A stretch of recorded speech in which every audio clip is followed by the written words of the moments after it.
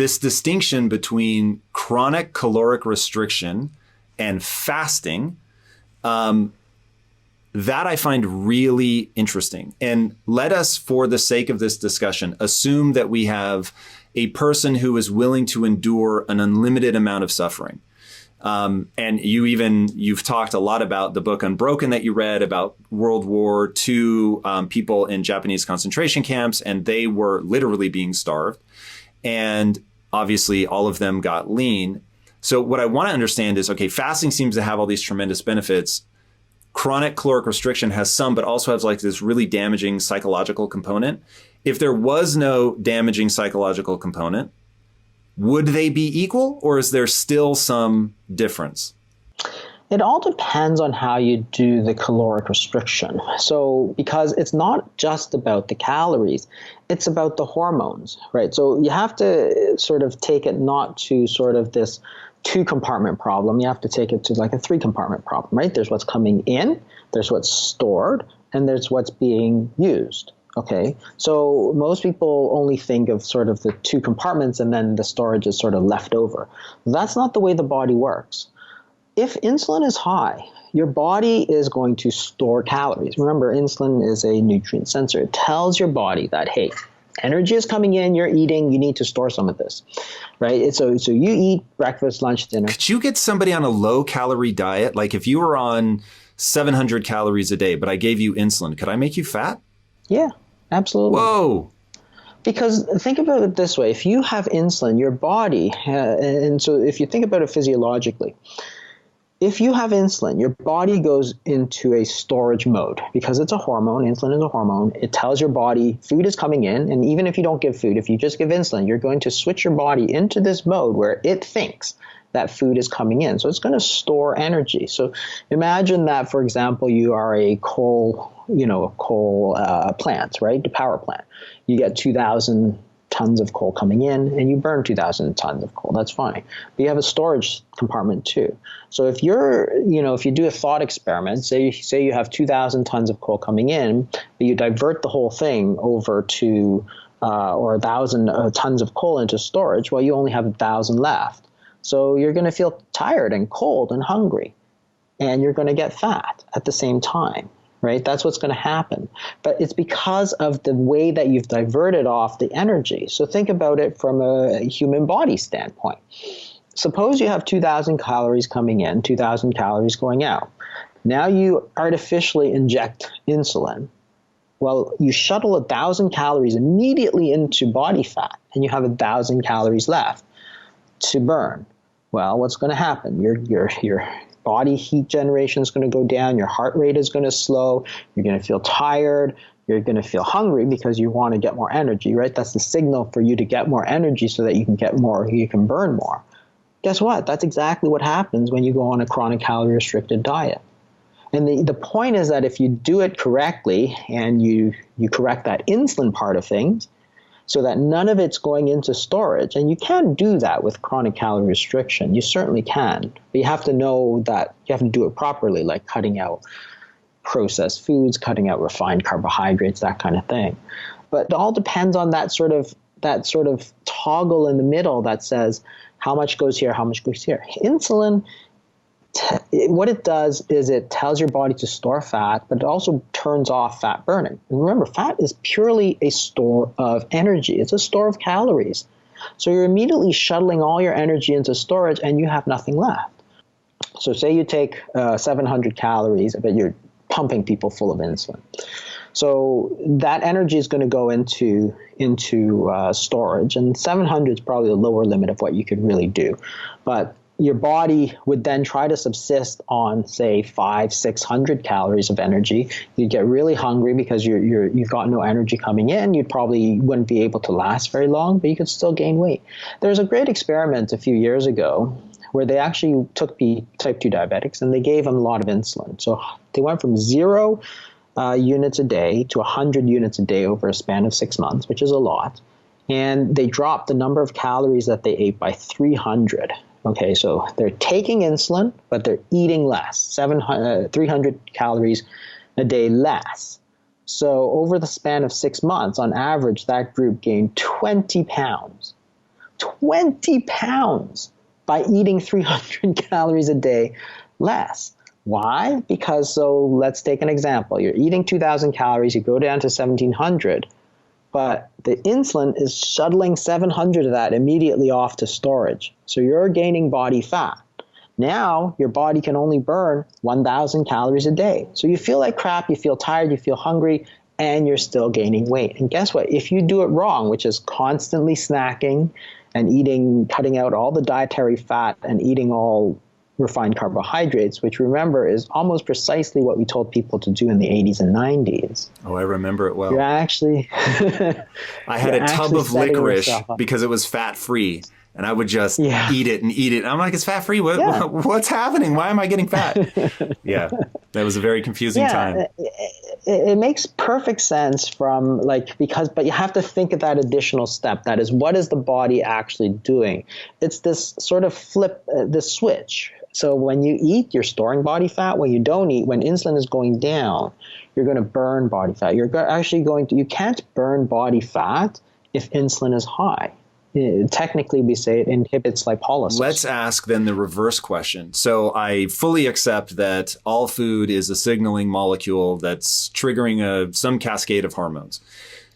I know what to do if I want to store a lot of fat. I'm going to eat a lot of processed carbohydrates that are going to remove all my satiety mechanisms, and it's going to spike my blood glucose like crazy. My body's going to pump a bunch of insulin to make sure that gets pulled out of the bloodstream. I'm going to get fat. Okay. Is there a diet that's optimized on the exact opposite side, where I'm taking in a very satiating amount of calories, but it's dropping my insulin, or failing to trigger my insulin is maybe the right way to think of it. And therefore, I'm eating maybe more than your average bear, but I'm actually getting leaner. Yeah, there's certainly lots of them.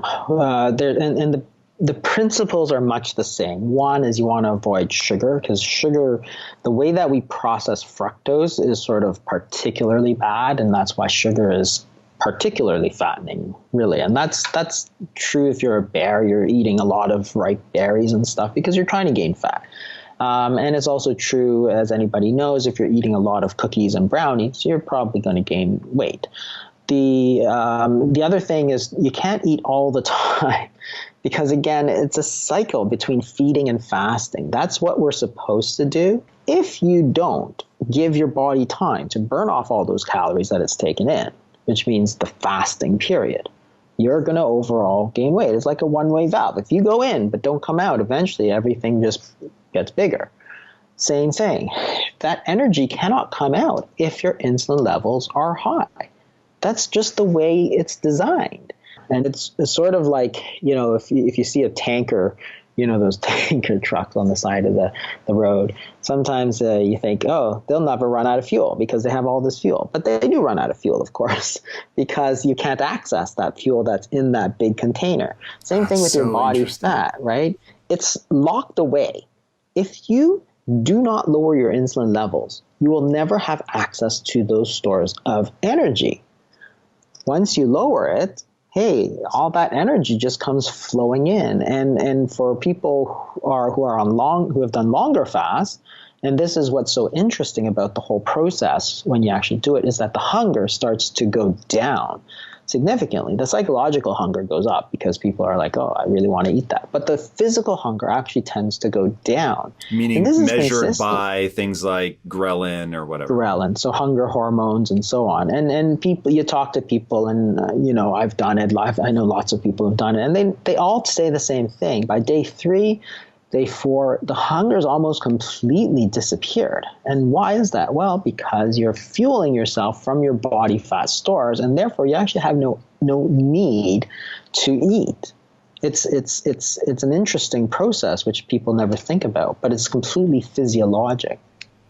Yeah. So my longest fast was 5 days. I've done many fasts that are 24 hours to 72 hours. I find 72, while not pleasant, I find it relatively easy. I don't decline in performance. But day 4 and 5, I do. And I'm super curious to know if I am doing something wrong. Like, am I supposed to be supplementing? And I'm talking a true water-only fast. should I be eating salt? Should I be taking magnesium? Like what is it? Yeah, everybody's different. Certainly some people, salt is probably the main thing people get into trouble with because we're on a relatively high salt diet, and then to go to a sort of zero, which is water only, zero salt, is a bit of a transition sometimes. So some people find that their blood pressure goes low, and that makes them not feel so good. So a lot of people have found better from taking salt, either salt in water or just a salt under their tongue even. Magnesium's another one that can go low, and some people find it helpful to supplement there as well. The other things that people find useful is to take some broth, for example, which is going to give you, it's not a true fast, none of these I was going to say, that sounds like cheating to me. Yeah, they're sort of like, I call them variants because they're not, the water only fast is really a true fast. But you can get a lot of the benefits by taking some of these other things, and it makes it easier. So it's a sort of a trade-off. It's sort of like bulletproof coffee, which is, of course, not fasting, but it's a very, very pure sort of fat, and therefore it's going to provide a lot of satiety and then let you go through the day. Maybe it allows you to go long. And overall, you might wind up positive in terms of weight loss and so on. So lots of people certainly have found that useful, not everybody. But certainly it's that. But water-only fast can be more difficult because of the associated electrolyte problems.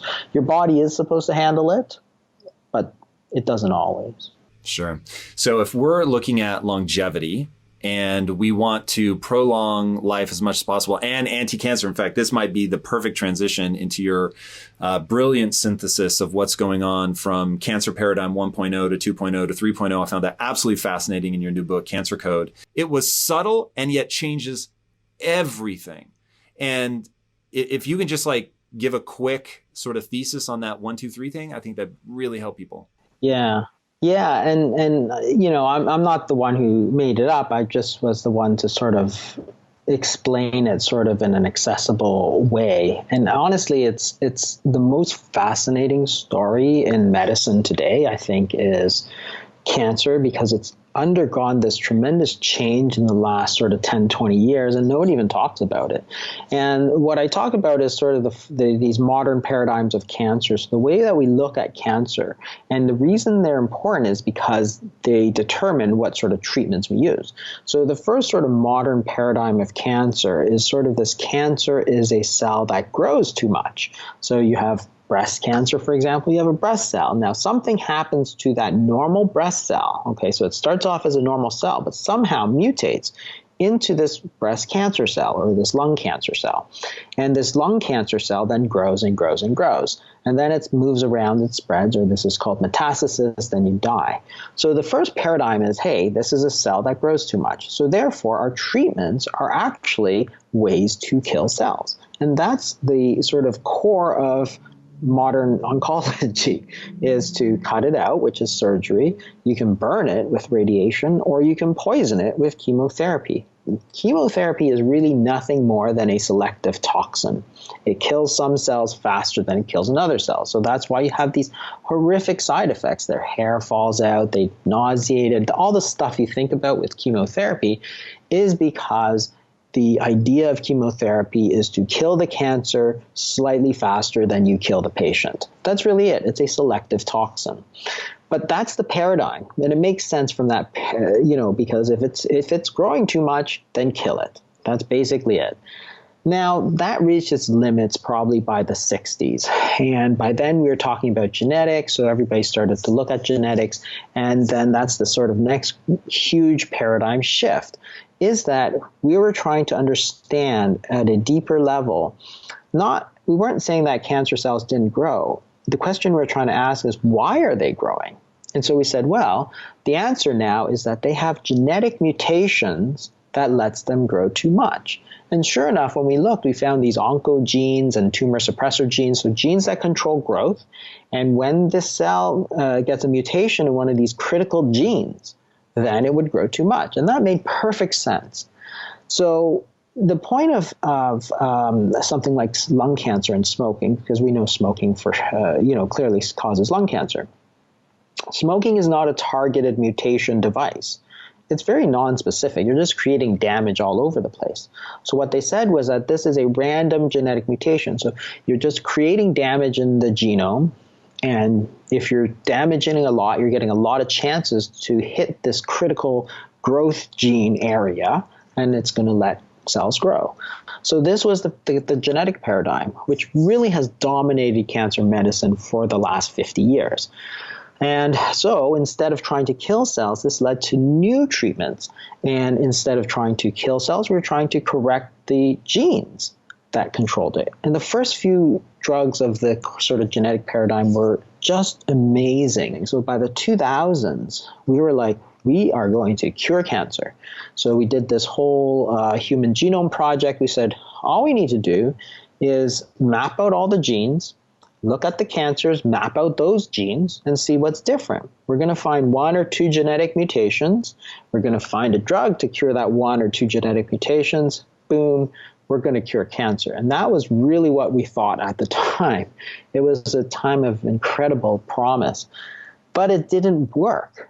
That was like, if you look at the number of genetic treatments of cancer that really made a difference, you're talking maybe 5. Right? In the last 40 years, 5 really good drugs, that's not a lot. And that's a long way from curing cancer.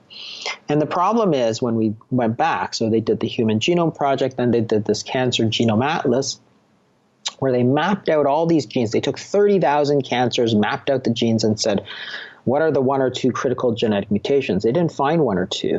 Each cancer had like 50 or 100 genetic mutations. And it was crazy because if you had a cancer clinic where one patient had lung cancer, so patient A had lung cancer, patient B had lung cancer. Patient A's lung cancer had 50 mutations, patient B had 50 mutations, completely different mutations. So how are you going to treat this? You can't get 50 drugs for patient A and 50 completely new drugs for patient B. It's just impossible. And that's why cancer treatment just sort of slowed to an absolute crawl. It was just, a huge amount of disappointment. And that sort of spelled the end. It wasn't a random genetic mutation. So it wasn't that genes weren't mutated. It was what is driving these mutations. And that sort of spawned this whole next paradigm shift to cancer paradigm 3, which so few people talk about. And I don't understand why, because I find it endlessly fascinating. And what we were trying to do, we weren't trying to invalidate that these genetic mutations, because clearly these genes had mutations. What we're trying to understand was, once again, try and get to that one level deeper of why. Why are these genes mutating? And the totally fascinating answer that they came up with is that it was an evolutionary process, not a forward-moving evolutionary process. It was a backwards evolutionary process towards a more primitive form of our cell, which was there from evolution. And what's fascinating is that if you look at pathologists, like the way that people who look under the microscope at cells, that is exactly how they describe cancer cells: primitive, undifferentiated. You've got to use an analogy or a metaphor in the book about a bear in a tutu that I thought, oh my God, like it lets you conceptualize what this is so perfectly. Will you walk people through that? Yeah, and the point is that the cancer is actually a reversion to a more primitive form of the cell. And it's a sort of like if you have a wild bear, you can raise it and teach it to dance and wear a tutu, but it's still a wild animal. So if you provoke it, it'll still kill you. Like it'll still wear a tutu, but it'll still kill you. So it reverts to being that wild animal. And our cells are very much like that. So we came from unicellular organisms. So all of us sort of evolved from small bacteria and so on, fungi and so on. And under the right conditions, these cells actually undergo an evolutionary process back towards this more survivalist sort of primitive cell, a single-celled organism. Its primary mandate is to compete with other cells, as opposed to a multicellular organism, which its mandate is cooperation. And they are fundamentally against each other. As we move from cellular competition to cellular cooperation, we had to put on all these instructions on top, these genetic instructions to suppress all these competitive urges. When you cause genetic damage and strip away, you damage all these sort of controlling layers, what shines through is that competitive nature, and then the cells, the cancer cells, actually behave exactly like unicellular organisms. And that's fascinating, again, because our own immune system has actually identified these cells as foreign cells. Like there are, immune cells in our body that identify sort of our own cells versus other cells, so you avoid friendly fire. And cancer cells are actually identified intrinsically without having seen them ever before. Your own body will identify these as foreign cells and destroy them. And that's really the reason why we don't have cancer sort of with 99% of the population. Because when you suppress the immune system, of course, you increase your risk significantly of developing these cancers, because it's our immune system which is playing that anti-cancer role. So what you're trying to do is weed out. So our body has these very efficient anti-cancer mechanisms where we go around and we're hunting down these sort of anarchists and stuff, these people who are not going to follow the rules, who are competitors, not cooperators.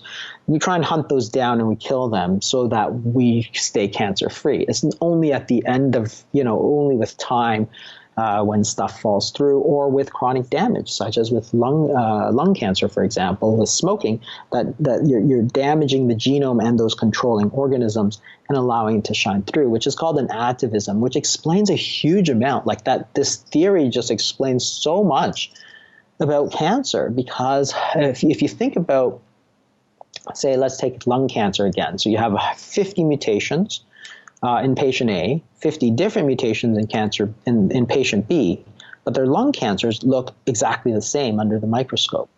How does that happen? Like if you have 100 mutations, your cell should look completely different than this other guy's cell, yet they look precisely the same under the microscope. It's because it was the original sort of cell. You're simply stripping stuff away. You're not adding mutations on. You're actually stripping those away. And what's fascinating is that all this genetic stuff that we've done, when you look at the mutations of cancer, they're all concentrated in this area, which is the difference between unicellular and multicellular organisms. So they did these studies where they take all the genes and they say, let's rank them by evolutionary age. So these are the ancient genes, these are the recent genes, and they put them on. And then they say, where are the cancer mutations? The truth is, hitting your career goals is not easy. You have to be willing to go the extra mile to stand out and do hard things better than anybody else. But there are 10 steps I want to take you through that will 100x your efficiency so you can crush your goals and get back more time into your day. You'll not only get control of your time, you'll learn how to use that momentum to take on your next big goal. To help you do this, I've created a list of the 10 most impactful things that any high achiever needs to dominate. And you can download it for free by clicking the link in today's description. All right, my friend, back to today's episode. And they're all clustered right around the point between unicellular and multicellular organisms. I'm like, that is so interesting. So then, of course, the reason it's important is because now you have, if this is an evolutionary problem, if these are actually unicellular organisms, well, now we actually have ways to fight these unicellular organisms, and that's our immune system. And that's led to this sort of explosion in interest in immunotherapy, because we're not trying to kill cells with immunotherapy. We're not trying to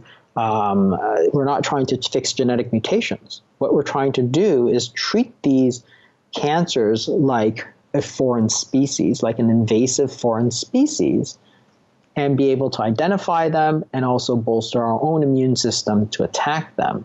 But now you're getting a totally different paradigm, because the concept of what this disease is, it's an evolutionary disease, which requires immune system to fight it, because that's our own defenses.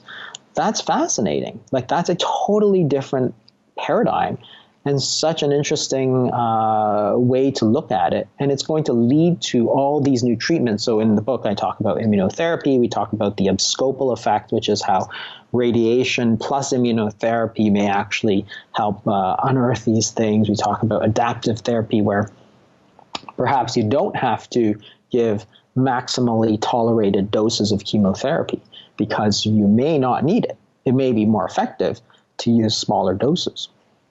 All stems from the understanding of the evolutionary paradigm of cancer, as opposed to the genetic paradigm of cancer, where you would never be able to understand why these treatments that are coming up now are going to be effective. Man, this is really feels, and you talk about sort of the hope this brings in the book, and it really does feel hopeful, because if you've pursued something to a dead end, it's like until you have another path to go down, it's a pretty ugly place to be. One of the things that you outline in the book that I thought was really enlightening is what it is exactly. You talk about the seed in the soil. So what is it about our modern life that creates this soil that stresses the cell just enough that it is like sort of in scramble mode of, whoa, I'm constantly looking for this new mutation or stack of mutations that's going to allow me some path through this cigarette smoke, this dietary problem, this whatever. If you can walk people through what we've sort of done to the soil, and please, if you can, mention when you talked about the bomb in Hiroshima and Nagasaki, how they were expecting a certain cancer rate, but they didn't get it, and why that is. I thought that was so interesting. Yeah, I thought so too.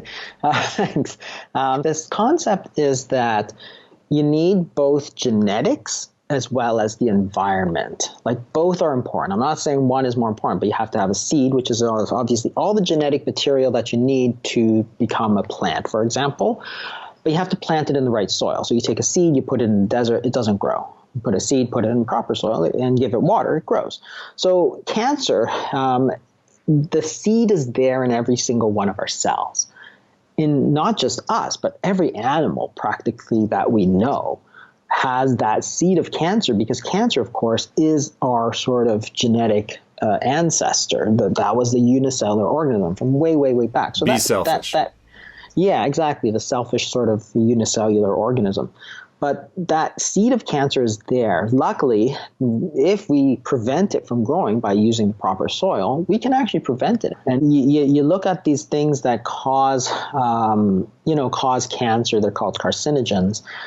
It turns out our diet is one of the biggest ones. So other than tobacco smoke, diet is sort of way up there. And when you look at carcinogens, there's a specific sort of thing. They have to be chronic, and they have to be sort of sublethally damaging, which is the point about Hiroshima. That is, radiation we know causes cancer, for sure. So when they dropped the atomic bomb, they thought, man, we're going to get a lot of cancers coming down the pipes. But it was a single large dose of radiation, not a chronic low dose of radiation, which does cause a lot of cancer. So they did these they did these studies where they followed people for years and years, and there was a little bit of extra cancer, but like on average, way less. So when they estimate how many months or years of life lost, it was like 2 months, something like that. So these people were living like 82 years, and they estimate that atomic radiation maybe cost them like 2 months of life. Way less, because we were thinking that these people were going to get, cancers at age 20 sort of thing. And that didn't happen because it wasn't this chronic thing. And the reason it has to be chronic is that cancer is an evolutionary process. If you do not have chronic selection pressure, you don't get this change. If you just have one, because the change are the mutations, and they're going to be random, and they need to occur over time. They have to occur continuously, because that's the way that selection pressure works in an evolution in a population of cells. That is, if you select for certain cells and do it once, that's not going to be that effective. If you keep selecting for those cells, like you only take the cells that are sort of survivalists, which are the sort of more primitive cells, then over time you're going to select the population that's going to have more of those sort of survivalist cells. If you have a single event, there's no further selection pressure. That is, if you look at If you look at evolution of species, it's the same thing. You can't simply have one event. It has to be a continuous selection pressure that produces that change. And that's why it has to be a chronic thing. So tobacco smoking, for example, you look at viruses. So if you have a single terrible virus like hepatitis A, which causes fulminant hepatic failure, it kills you, but it doesn't give you cancer. As opposed to hepatitis B, which is a chronic virus, it doesn't kill you, but it certainly does give you cancer. H. pylori in the stomach, for example, a very low-grade chronic infection is what gives you cancer, not a single sort of fulminant episode of inflammation. That doesn't give you cancer. So, all of these sort of things, UV light and so on, they're all chronic damage, and that's part of that soil, and diet plays a huge role. And the promise, of course, is that if you look at traditional populations, like when they looked at populations that lived very simply, so very low sugar, very natural foods, they weren't eating all the time, very little obesity. So people in Africa that they had studied, Dennis Burkitt in the 50s and 60s, and then in the Inuit people, which live in the far north, for example, they used to send these expeditions up to the Arctic Circle to find why these native peoples, these Inuit, were immune to cancer. Then, of course, they became civilized. We gave them, sugar. We gave them white flour because they didn't go bad. Then they got all the same cancers. Turns out they weren't immune at all. It was their environment. It was the soil that was so important. But the promise is that if you can fix that soil, that means you could actually overcome the genetics. Not in all cases, but in many cases, especially of these obesity-associated cancers, the breast cancer, colorectal, and so on.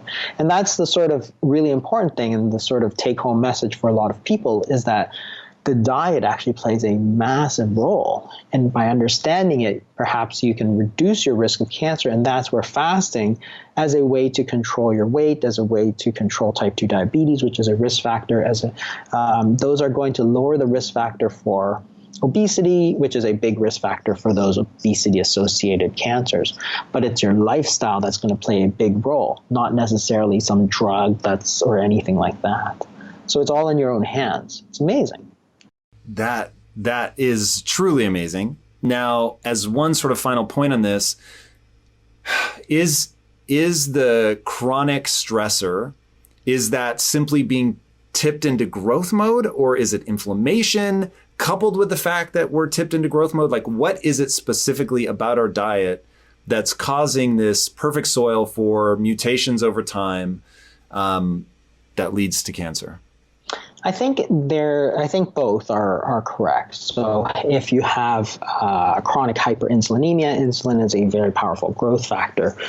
Inflammation as a cause of chronic damage in itself will cause cancer. So you look at a disease such as ulcerative colitis or Crohn's colitis. These are called the so-called inflammatory bowel diseases.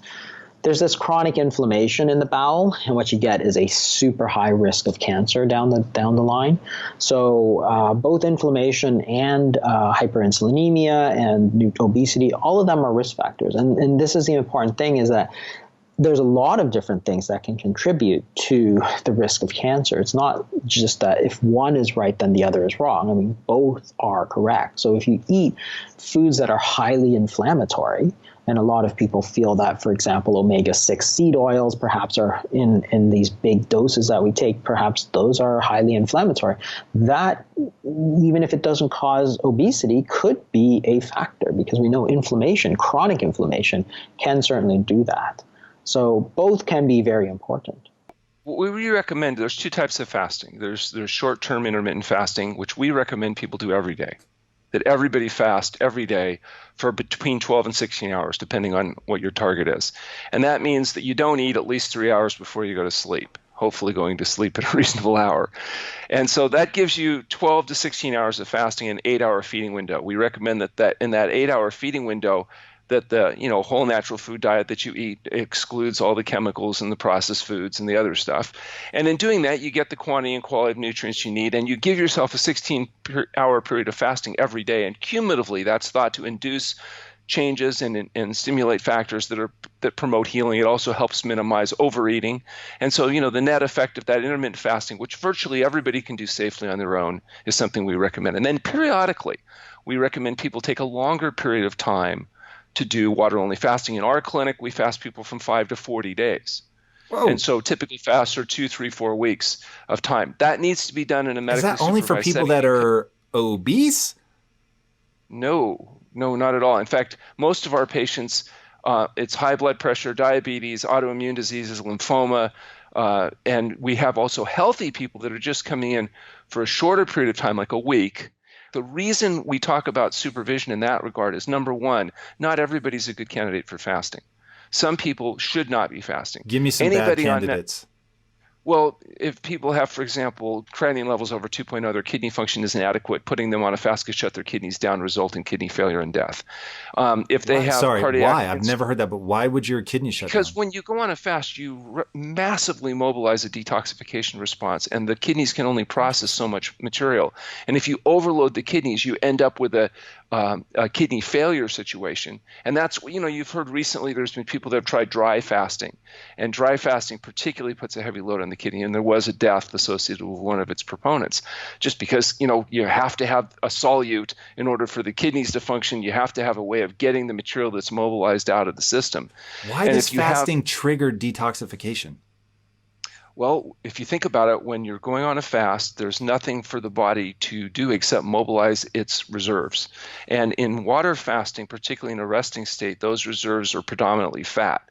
In fact, we've done a study recently at the True North Health Center where we've used a DEXA scanner with software that allows us to do whole body composition. We've determined not only is mostly fat mobilized during water-only fasting, but specifically and preferentially visceral fat. So a person might lose, say, for example, 20% of their adipose tissue, but they'll lose 50, 60% of their visceral fat, which is really exciting, much faster than, for example, being on a low carbohydrate diet in terms of the ratio of visceral fat mobilization to subcutaneous fat. And in that fat contains a lot of fat-soluble materials, and it's where a lot of toxins are stored. When those fats are mobilized, you get a increasing load. PCBs, dioxin, pesticide residues, et cetera, all these fat-soluble nutrients are rapidly mobilized, processed, and eliminated. But you need to have the capacity to actually eliminate materials, and most of those materials are eliminated in the urine. That's the blood being processed by the kidneys. And if you do a fat biopsy on any person, you'll find hundreds of different chemicals in various concentrations. And if you track back, how did those chemicals get in the body? Where did they come from? Obviously, if people take drugs or they smoke and they drink alcohol and they eat foods from the environment that are polluted, that's a potential source. But about 90%, according to some researchers, got there from one behavior, and that's eating animal foods. Animals biologically concentrate the toxins from their environment. So a calorie of animal food could have 2 to 1,000 times the concentration of a given chemical compared to, say, a plant-based food calorie. And so the consumption of large amounts of animal food potentially expose people to proportionally higher ratios of these materials. And it's also why people on very high animal food diets often have a much more difficult time adapting to the fasting state initially, because there's just literally more to process and eliminate. But it does. And so that's particularly, I might mention, true of refined animal products, just like refined plant products have particular problems. So I think we need to be clear that it's actually these highly processed foods of any kind that seem to be the biggest sources of concentration of chemicals. It's not necessarily the brown rice that's the main problem. It might be the rice syrup, or it's the products, the highly concentrated products that result in the largest concentrations of materials, undesirable materials. When you fast, though, the body rapidly mobilizes these materials. If you fast and exercise, though, once you've depleted your glycogen stores after, say, 24, 48 hours, the only way the body would get the needed glucose to maintain muscle activity or excess brain activity would be through gluconeogenesis. You'd have to break down proteins in order to get that. So what happens is if you fast and exercise, you actually lose more weight, but more of its lean tissue. That's interesting. If you fast and rest, you mobilize predominantly fat and specifically and preferentially visceral fat. So in addition to making sure a person's a good candidate for fasting with a history, exam, and lab, we also need to make sure they rest during fasting. Now, there's modified fasting where you take a certain amount of calories, therefore you have more glucose available, you're able to minimize gluconeogenesis. That's a different process. Water-only fasting, though, needs to be done resting if you're going to maximize detox, preserve lean tissue, and maximize fat loss. And that we've been able to prove now. We've actually done this, and we've done, before, during, after fasting, 6-week follow-ups. We've got the data. And so we can put a lot of the old wives' tales to rest. That paper will be published later this year, and I think that'll really make people aware of just why this rest, which is so counterintuitive to people trying to maximize weight loss, is important with fasting. And, if the goal is to really detoxify, the best way to do it is prep properly before fasting, really important. People that try to, say, quit coffee at the same time they're going on a fast really undermine themselves because the caffeine withdrawal is actually quite difficult. Fasting isn't so difficult. If you prep well, all of a sudden fasting doesn't even look that hard. People go to cooking classes, they go down to the dining room, they interact with people, even on these long fasts, 2, 3, 4, 5 weeks, and they do fine, but they are resting. And so resting in some ways is a little bit harder, but it's more effective. I say it's harder because you'll detox more. You'll feel worse. But we don't care how you feel. We care how well you get. So if you feel bad in fasting, doesn't bother me. As long as you get well, you'll totally forgive us. And so next time you fast, you want to make sure you rest during. Now, it doesn't mean you can't do some stretching, you can't do meditation. There's things you can do, but they're more passive. And then you look at how your recovery is post-fasting, and you'll find it's really quite fabulous because not only do you get rid of the inflammation and the joint pain and some of the chronic injuries, but then you recover quickly, and we're able to demonstrate that quantitatively now. As lean tissue recovers, fat continues to go down after fasting. So you're losing fat, you continue to lose fat, even though you're regaining, quote, weight, because glycogen, water, fiber, and muscle come back after fasting. Fat does not. What's interesting is you have 2 pounds of glycogen. So you're going to get that 2 pound back. You got fiber that has to go back in the gut. Unless you're eating an all meat diet, then there is no fiber. And there's also hydration. There's a physiological dehydration with fasting. Now that's more when you're exercising. You dehydrate more, so it looks like you're losing more weight, but all you're doing is dehydrating. Why are you dehydrating if you're drinking water? It doesn't matter if you're drinking water. If it's you hold it in the cells. There's a physiological adaptation to fasting where there's a natural dehydration state. It's probably part of the conservation mechanism. There's a lot of weird things that happen, very counterintuitive during fasting. Like, for example, we talked about exercise increasing brain-derived neurotrophic factor that preserves the brain and protects the nervous system. It also increases in fasting. You think about exercise, you're vigorously active. Fasting, you're laying on your around and not doing much. They both are changing these same things in the same way. It's really, really non-intuitive. But when we look at the science, if we look at the data, and then we look at the clinical outcomes, it's really apparent. And now we're tracking people 30, 35 years. I've got people now that are in their 80s that we started off in their 50s. And they all say the same thing, including my mother, who at 92 had outlived all 50 of her lifelong friends. Jesus. Every one of her friends was dead. She was alone. And she said, Alan, you need to warn your patients if they're going to do this diet. Make younger friends. So I'm telling people, starting right now, make younger friends. So when you're older and you're still around, you'll have people to interact with.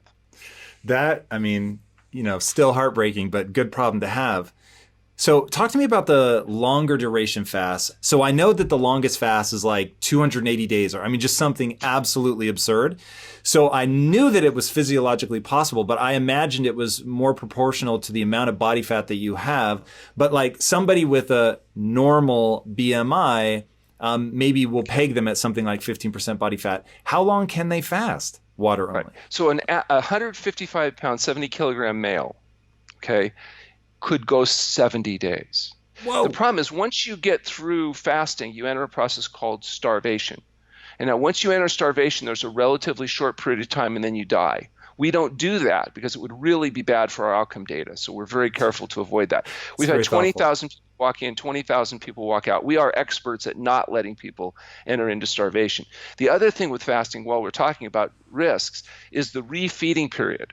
If you have a long period of fasting and you refeed inappropriately, you can get a condition called refeeding syndrome, which can be fatal. It's a very serious problem where electrolyte imbalances and all kinds of stuff can occur. We've never seen that because we have a very specific refeeding protocol that's followed.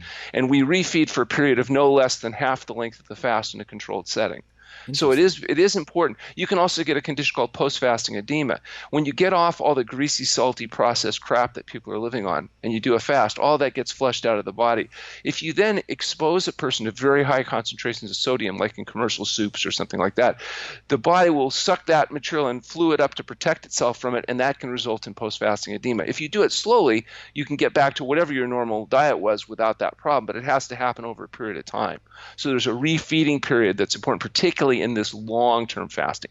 You know, in the 3-day, the 5-day fast, for most people, that's not going to result in, you know, as much of an issue. They may get a bellyache if they eat too much food, but they're not going to get the very serious consequences, as you can see, in very long-term fasting.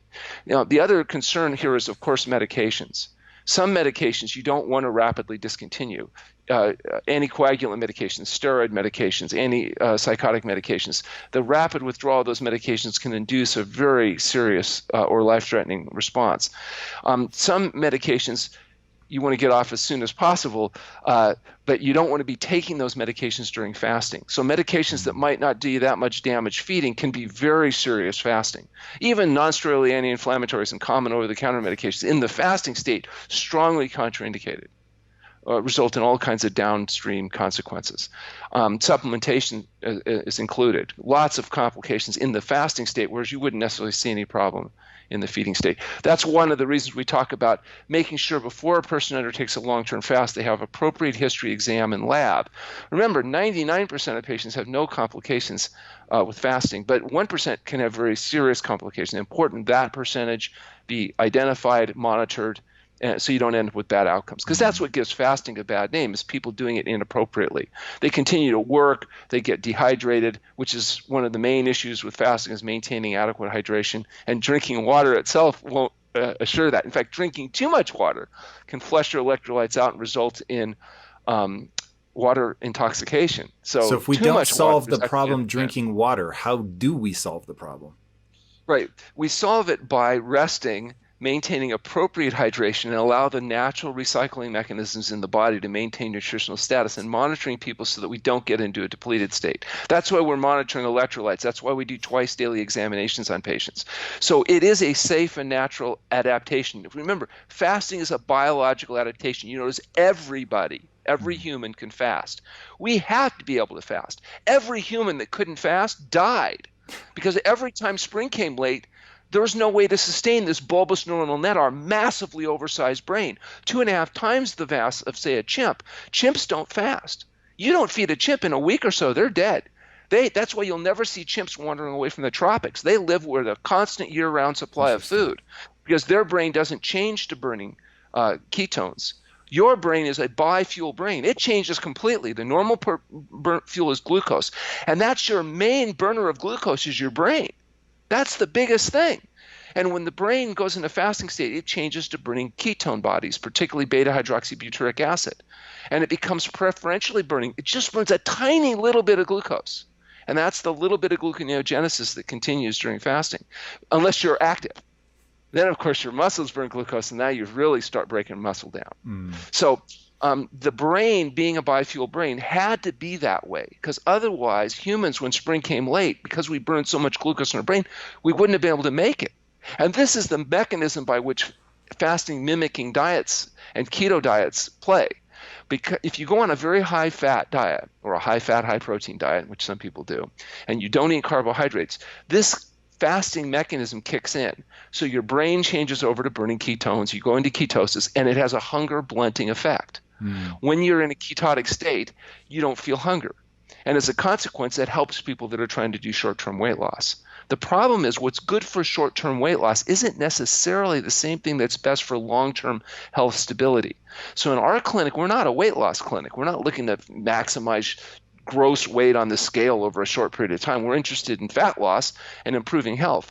So we're looking at what does it take not only to live a long life, everybody wants to live their full potential, but more importantly, how do you avoid debility? How do you avoid spending the last 9.6 years in debility, 16 years in poor health that the average person is doing? How do you avoid finding yourself unable to talk or move, lying in some nursing home bed, waiting for people to change your diaper for the last years or decades of your life? How do you increase healthy life expectancy, not just life expectancy?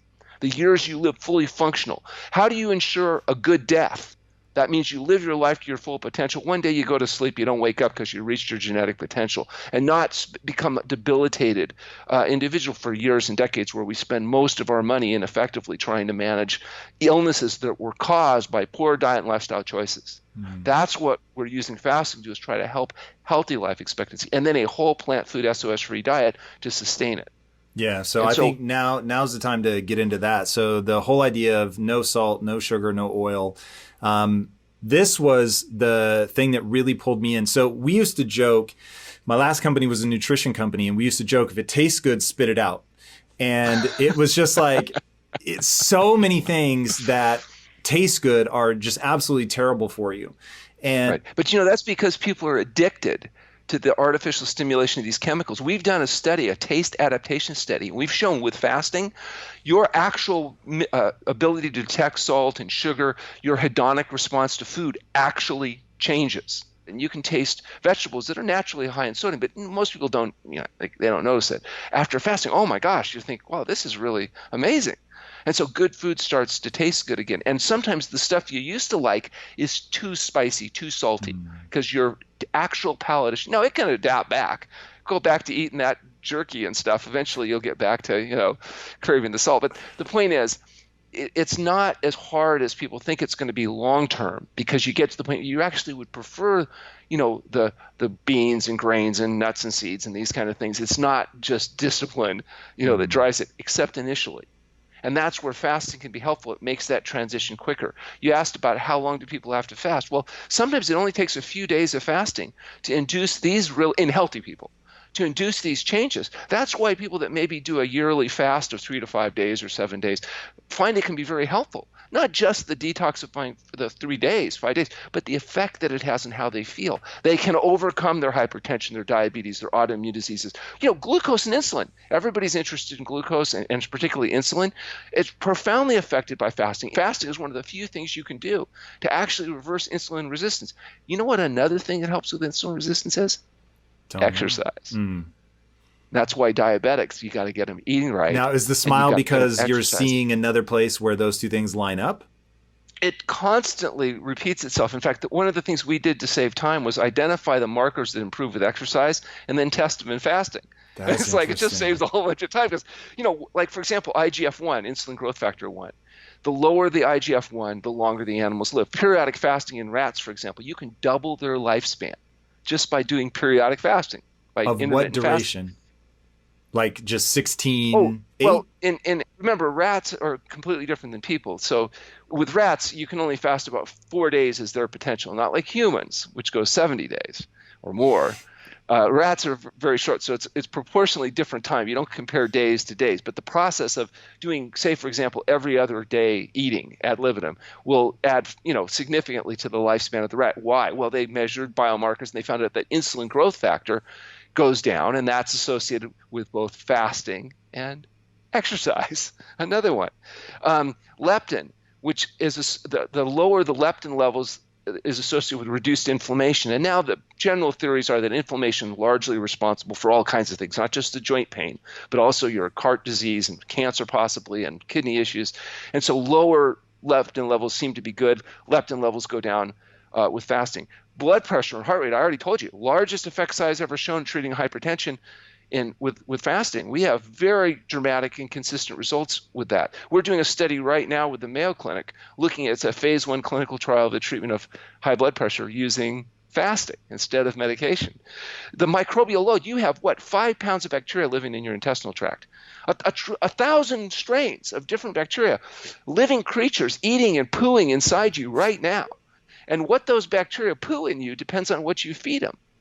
And so if you feed your bacteria soluble fibers, which is their from our viewpoint, natural food, you get vitamin K and fertilizer. But if you feed them animal-based foods, you get completely different byproducts that are associated with increased inflammation. So that's why we want to be careful about how much quantity, particularly animal protein. The inflammation markers, like if you look at IL-6 and TNF-alpha and all these different markers they've identified that associate with inflammation, they go down with exercise and fasting. People that exercise regularly, people that fast periodically, have lower levels of these inflammatory markers. But fasting doesn't just reduce things, it also increases things. So there's all kinds of markers now that have been identified going up with fasting. Things that improve and reduce inflammation, ghrelin and adiponectin. Adiponectin. I've never heard of that. Adiponectin? What is that? Yeah, it's one of these markers that's associated with insulin sensitivity and inflammation. AMPK downregulates something else called PGC1 alpha, which is associated with increasing mitochondrial biogenesis. So the actual energy producing guys that live in your cells go up with fasting. Now, if we were going to build out the ultimate fasting protocol, and in fact, what do you do annually? I know you're doing the narrowed eating window, so maybe a 16/8 or something like that. But when do you do a multi-day fast? Yeah, so I hate fasting. That makes two of us. Yeah, it's awful because you can't exercise, you can't play basketball, you have to rest. It's really awful, but it's also very helpful. So I do it every year. I fast for a week. Our basic protocol is in healthy people, that are on healthy diets, generally have almost no downward symptoms during fasting. They don't have hunger. They don't have terrible healing crises. They don't get it's pretty boring, frankly. So we meditate and we relax and we rest and try to do all the right things. And I do it for a week. And if at the end of a week, perfectly stable, no symptoms, that's it. Back to refeeding carefully, takes half the length of the fast to refeed, back to the whole plant food SOS-free diet. And we do that every year. And I just did mine in November. Very uneventful, very helpful on many levels, but not exciting. Patients much more entertaining because they're coming off animal products, they're coming off coffee, they're coming off alcohol, they're coming off medications. They'll have active healing crisis, inflammation, mucus discharge. They'll have skin elimination. You'll see the lumps and bumps falling off. You'll see low back discomfort. You'll see headaches. You'll see sleep disruption. It can be very what I call entertaining. And that you just keep going until that resolves. Are they getting those symptoms though because of the release of toxins? Like, why on earth would your lower back hurt? Oh, because the kidneys are processing most of these metabolic products, and you get what's called viscerosomatic referral pain for 3 to 5 days, and then it goes away.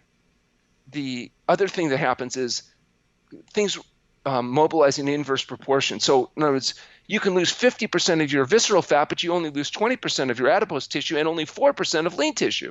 And then the lean tissue comes back with refeeding, but the fat doesn't. The fat continues to drop. If you're doing the SOS diet, right? So if you went back to your normal eating, you can't go back to greasy, fatty, slimy, processed crap. That's not going to work. And I want to talk more about the SOS. Part of the program is to educate people about how to eat. We do cooking demos. We do lectures. We have a whole Roku channel. We've got, we do all kinds of stuff to what I call brainwash people so that they're prepared to go home and efficiently apply a whole natural foods diet. We particularly like vegetable materials. So both raw and cooked vegetable materials and these starchy, like Hubbard squash and butternut squash and kombucha. We're not talking about tater tots and flour products and sugary things and all kinds of artificial processed crap. We're talking about whole foods. Okay, so your fruits, vegetables, non-glutinous grains. We don't use glutinous grains at all. We're using more like when we talk about grains, we're talking about quinoa and millet and rice and like you cook. All right, let's dip into a few things specifically that as somebody who's dabbled in sort of a plant-first approach but never gone vegetarian or vegan. One, I've always told people that fruit is nature's candy bar. What is it about? Like, can I take an unlimited amount of fruit? Because like, if you told me I could eat watermelon, apples, bananas, oranges all day, I'm in, homie. Like, I don't need anything else. That's not going to work. So the problem is today's hybridized fruits are very high in sugar and very low in fiber. So they're not like the wild apples in Hawaii where they look more like vegetables. I mean, and they're perfectly good foods if they're used appropriately. So we use whole fruit, not fruit juices, not dried fruits, not processed artificial sugars. We're talking about your berries, your melons. And we usually have one meal that might have some fruit and two meals that are really more vegetable dominated. So they might, let's say, for example, somebody has oatmeal in the morning with some blueberries and maybe some flax seeds ground or some walnuts. They have a huge salad with big steamed vegetables at lunch and dinner with enough complex carbohydrates so they don't get too skinny. And so the idea is we're looking at about 10% of calories from protein, about 15 to 18% of calories from fat, with the balance coming from whole plant food carbohydrate. Now, there's a problem. In order to get enough calories on this kind of a diet, you have to eat a lot of volume. You're talking about several pounds of food a day because, potatoes, rice, and beans all have 500 calories a pound, not, 2,000 calories a pound from, say, nuts or seeds or even higher from animal products. So you have to eat, or 4,000 calories a pound from oil. So we're not pouring olive oil over everything. We're just eating whole foods. There's no salt, oil, or sugar. It's just the salt, oil, and sugar naturally containing in these whole food diets. Why is salt bad? Well, salt has a couple problems. Salt's not bad. Sodium chloride is a necessary nutrient without which you die. You have to have enough sodium in your diet. It happens to be that you get all the sodium you need from large volumes of these whole natural foods. Just like you get enough carbohydrate, you don't have to add sugar. And then you get enough essential fatty acids, including docosahexaonic acid, et cetera, that you form from your DHA, or you form from your omega-3 by eating whole plant foods. But the problem with added salt is that it stimulates what's called passive overeating. So if you just give an animal its fill till it feels satiated, say rice, whatever, it'll eat a certain amount and then it feels satiated. You salt it, they'll eat significantly more. And people say, well, yeah, it tastes better. You're eating more because you like it better. But you're eating more because the salt, the chemical salt, the sodium chloride in higher concentration stimulates dopamine in the brain, results in increased intake. It affects satiety. And so the problem for people trying to lose weight if they're eating salted foods, usually too the salted foods are things like flour products that are turned into breads or crackers or cookies that are also hyper-concentrated in calories, but the salt will allow them to eat more. Think about bread. If you take the salt out of bread and you take out the sugar, it's called matzah. Well, they have to eat it once a year on Passover, and that's it, because that's the only time you'll talk. Nobody's running out and buying big boxes of matzah as a routine, because it's flour and water. It doesn't taste good, because any highly fractionated food needs salt, oil, and sugar or combinations in order to increase flavor. That's what chefs are, is people that take hyper-concentrated foods and add salt, oil, and sugar to it and deliver it to the palate so it stimulates the brain in the most intense way possible. All right, we're saying get away from all that. Your addict analogy, I think, is very apt, and I want people to burn that into their soul, that there are some people that can get away with having some of this stuff and it doesn't become a huge problem, though they would almost certainly be better off from a longevity perspective, from a feel-good perspective, if they went to a totally plant-based SOS diet. But so for someone like me, I don't struggle with my weight. I don't have an addictive personality. I can fast if I want just because I think it's better for me. But when I think about going to a full plant-based diet, sort of forgetting about a pure SOS diet for a second, but one of the things that I already eat that I know that I would eat is an avocado, like literally the avocado, mash it, nothing else added to it. I take a raw baby carrot and then I put salt on the avocado. It is fucking delicious. Is it still bad for me though if I'm not overweight, I don't have a problem overeating it? At that point, does salt still have such a problem that I should be cutting it out of my diet, or am I only cutting it out to stop me from passive overeating? Well, I think it's not just passive overeating, because salt also is a very powerful preservative, which is why it's used, throughout history. Before we had refrigeration and stuff, that helped food not go bad, so that people didn't get sick from eating spoiled meats and other foods. And so it is an effective preservative. But when you think about the 5 pounds of bacteria that live in your gut, it may not be too good an idea to put too much of a preservative into that gut, because it will alter the microflora. Part of the reason people on meat-based diets have completely different microflora than plant-based diets may in part be because of the higher salt intake that's oftentimes associated with it. Now, let's be clear. Vegan diets can be total crap. Soda pop, potato chips, and other generic terms for highly processed fractionated foods can all be vegan. Oreo cookies are vegan. That doesn't make them healthy. It just makes them not have animal food in it. So I'm not arguing that vegan foods can't be crappy foods. They certainly can. I get in trouble speaking at national vegan conferences, explaining to people that as challenging as meat products can be, the vegan processed food products may be worse, and that they'd be better off eating the meat. And that just gets them all upset because they're being driven from, moral, ethical, and spiritual viewpoints and saving the planet and all that stuff. I'm not arguing that. I'm just arguing. I just want patients to live a long and healthy life and not be debilitated. And we know that too much animal protein is definitely a detriment. So people that are eating large amounts of animal protein have higher problems with kidney disease and cardiovascular disease. There's definitely, at some point, there's too much that needs to be reduced, even for people that are going to advocate animal foods as a whole natural food. Now, you might ask me, can people eat meat and still maintain optimum weight? Absolutely. Because meat isn't a highly fractionated pleasure trap food. It's a whole natural. The problem with meat is it's very concentrated. If you eat too much of it, you can have problems. But it's not the same thing, for example, as dairy products, which are a highly processed animal food that has all the challenges of animal foods, but now it has the problems of the salt. Like try eating your cheese without salt and see what it tastes like. It's the salt that people really like about it. Absolutely. So that's why this gets very clouded and confusing, is that because it's not just meat or it's not just plants. It's really a question of how processed foods are and how do we get away from having so much processed foods. And frankly, meat itself without salt, just boil some meat and chew on it a bit and see if that's how appealing it is to you. You know what I'm saying? It's like, yeah. Now, I think people get sugar, and I think a lot of people so associate salt with heart disease or high blood pressure that they can buy those too. The one that trips me out and that I'm super interested to get your take on is not bad oils, things that everybody considers bad, like, vegetable oil, French fries fried in oil, like that kind of thing. But like what about olive oil on a salad, that's the one I want to talk about. So olive oil is way less bad than the other oils. It's omega-9 fatty acid. It has a different ratio of fatty acids. It can be less processed. Theoretically, you can squish those olives and extract the oil.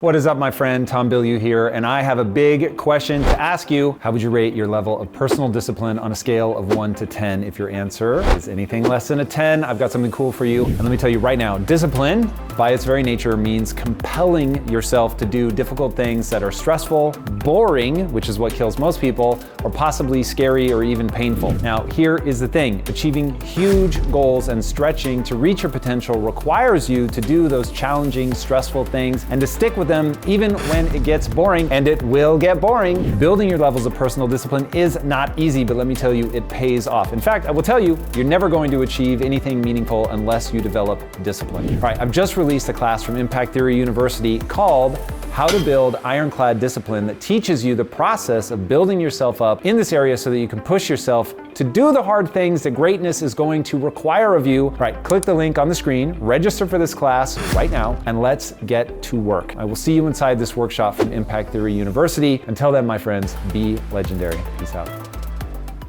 The thing is, it's still 9 calories a gram of highly processed fat that begins to peroxidize as you break it down. So there's still challenges even with olive oil. Now, would I agree that olive oil is less bad than the others? Oh, no question. And particularly if it's not heated at high temperature, which is the other problem with fats when you do fried foods. And I mean, that's a whole nother cascade of problems. I don't think most people are arguing that that's good, though. Most people know that's not, but they're going to want to try to preserve, well, like McDougall says, John McDougall says that people love good news about their bad habits. And so the arguments are that this is so much less bad that now it makes it good. Well, that's not really true. Less bad just means less bad. It doesn't make it good. You don't need to fractionate or process your oils down. You can get all the essential fats you need by using your avocado. And minimally processing it. Okay, you mush it or you chew it up, but you don't have to extract the oil out of the cells and increase its concentration, remove the fiber, remove a lot of the other benefits. The problem with too much fat in the diet, though, is that fat is very efficient. And so as a consequence, it's really easy, particularly if you're eating refined oils, to overeat. That 1 tablespoon of olive oil has more calories than the salad. So we aren't really, I just put a little drip, but it's so rich, we just aren't getting the proportion here. That pound of salad has 100 calories, whereas, you've got 100, more than 100 calories in that dressing serving. So it's more than you think. And if you really literally just put a few drops on, what you find is you can't taste it. There's no reason for it to even be there. So if I would say have your avocado and your carrots, just leave the salt alone. You don't need the extra added salt and then you'll be back to a whole natural food diet that's SOS free. Talk to me about variety, because honestly, I could eat avocados, carrots, kale, a really small handful of things, a banana, maybe an apple, a couple times a week, whatever I get, that we can't overdo the, now sort of bastardized fruit. But how much variety do I need to not be malnutritioned on a vegetarian diet? Well, it's surprisingly small amount, and particularly if it rotates with the season. For example, if you ate just 2,000 calories, we'll just assume for a second that you were the average. You need more than that. But if you were the average guy, weren't working out, didn't use your brain that much, and you only needed 2,000 calories a day, which is the RDA average, my guess is you probably burn 3,000 calories a day or more. But at 2,000 calories a day, if you ate 2,000 calories of just, say, brown rice and broccoli, that was it, your entire diet, you would get all the vitamins, minerals, protein, essential amino acids. You get about 80 grams of protein out of that. And, 3 cups of rice, 4 cups of broccoli, it would be a boring diet, but you would get everything except B12 that you need. And that is one thing on these plant-based diets. If you really aren't getting the fecal contamination associated with animal foods, you do need to get a source of B12. It only comes from bacteria, and we recommend 1,000 micrograms of methylcobalamin a day, and that'll meet virtually everybody's needs. So that is an issue. You have to get out in the sun to get enough vitamin D, because you're not drinking your vitamin D fortified milk, because you have to actually make it in the sun or supplement it if necessary. So fortunately, you can avoid most of the other pills and potions and powders, because these large volumes of plant-based foods have a high degree of nutrition. And particularly when you emphasize the green vegetable materials, the raw and cooked greens and your broccoli and chard and kale, these are really nutrient-rich foods, very low in caloric density. But you do have to eat a lot. And so that's one of the downsides, a lot more eating and chewing. The good news is, though, you have normal microflora to feed your gut, so you're not getting TMA, which becomes TMAO, which is so dominant in the meat gut flora. You're getting all of the micronutrients that you need. You get the fiber, you have satiety, you're getting enough hydration because you get a lot of water content from these water content rich foods in addition to whatever water you're drinking. But you don't have the chronic constipation, which means you don't get the fissures and the hemorrhoids, and you're not having the varicose veins and the prolapsed uteruses and the ptosis and the diverticulitis and all the other conditions that come from a very low fiber diet. And this is one of the challenges for people, even though they're trying to eat healthy, but using an animal rich diet, unless they get enough fiber in, they're not feeding the microflora in their gut. That's why colitis patients have so much trouble. Literally, that microflora ends up having to eat the coating of the intestinal tract, because it's going to survive just like you want to survive. You feed it soluble fibers, you get a different balance. So even if you're going to do a meat in the diet, you better get enough vegetables in addition, so that you get the fiber and the nutrients and the materials that you need. I've never noticed the mental clarity thing that people talk a lot about. So I think I would have if I were going from poor diet to fasting. Then I think, because you're getting rid of the brain fog that you can get from especially a high carb diet, especially if you're getting a lot of sugar. But you said that you like to do interviews and things in a fasted state because you think you're clearer, sharper, faster? I do, yeah. Now, you bring up a great point. It's this biochemical individuality. And I think we hear, ketones are great, so I need to be in ketosis to feel great. But everyone operates at a different level.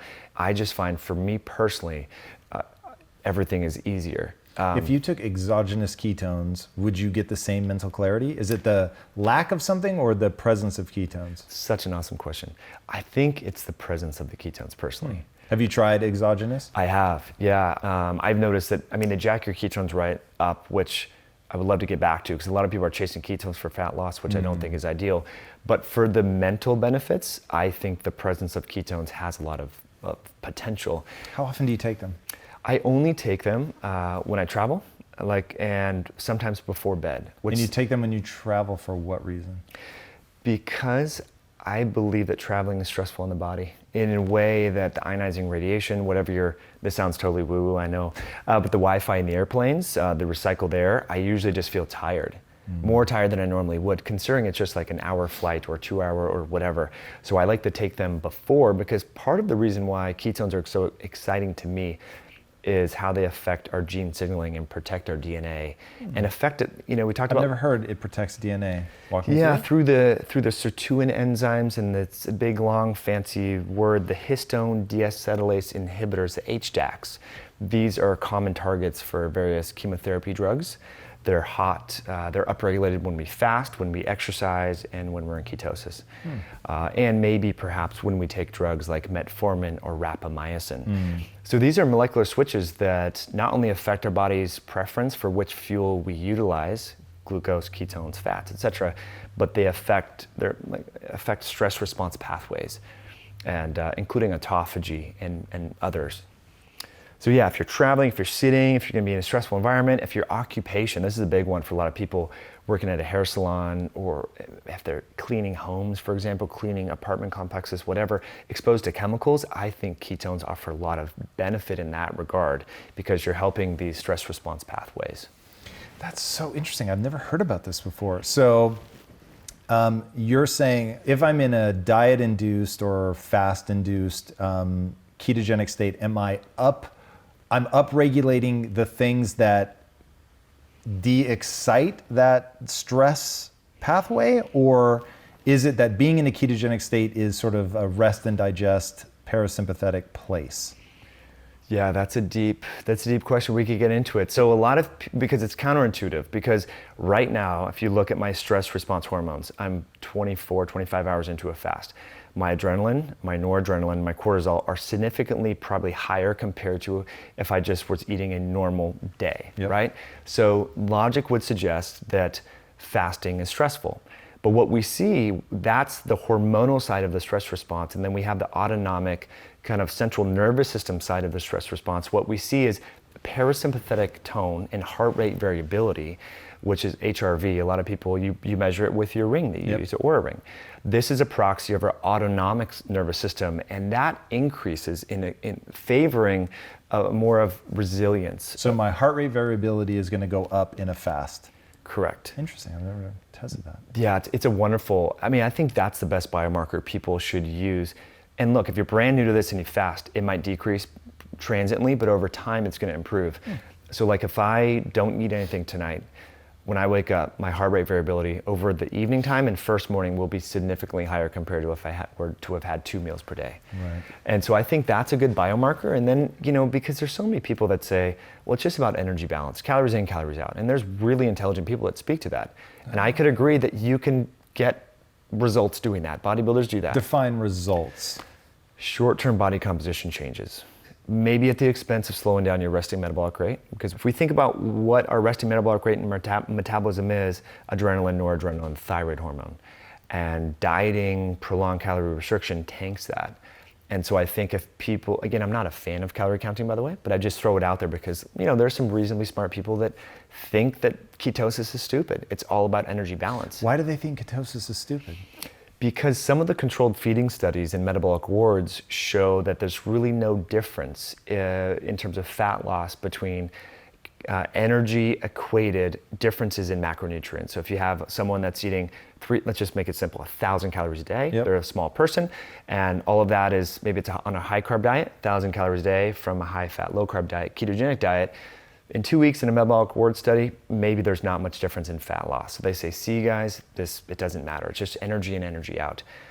And I'm not really totally concerned about fat loss as the best proxy of health, number one. Number two, these are short duration studies. In a controlled environment, people are not living their normal life. Well, this is really interesting to me, and I'm in that wonderfully dangerous place of I know enough to get myself into trouble. So let's be nice and inflammatory. If they're just equal, why is ketones stupid, or why is ketogenics stupid? Because I still don't get a downside. Me neither.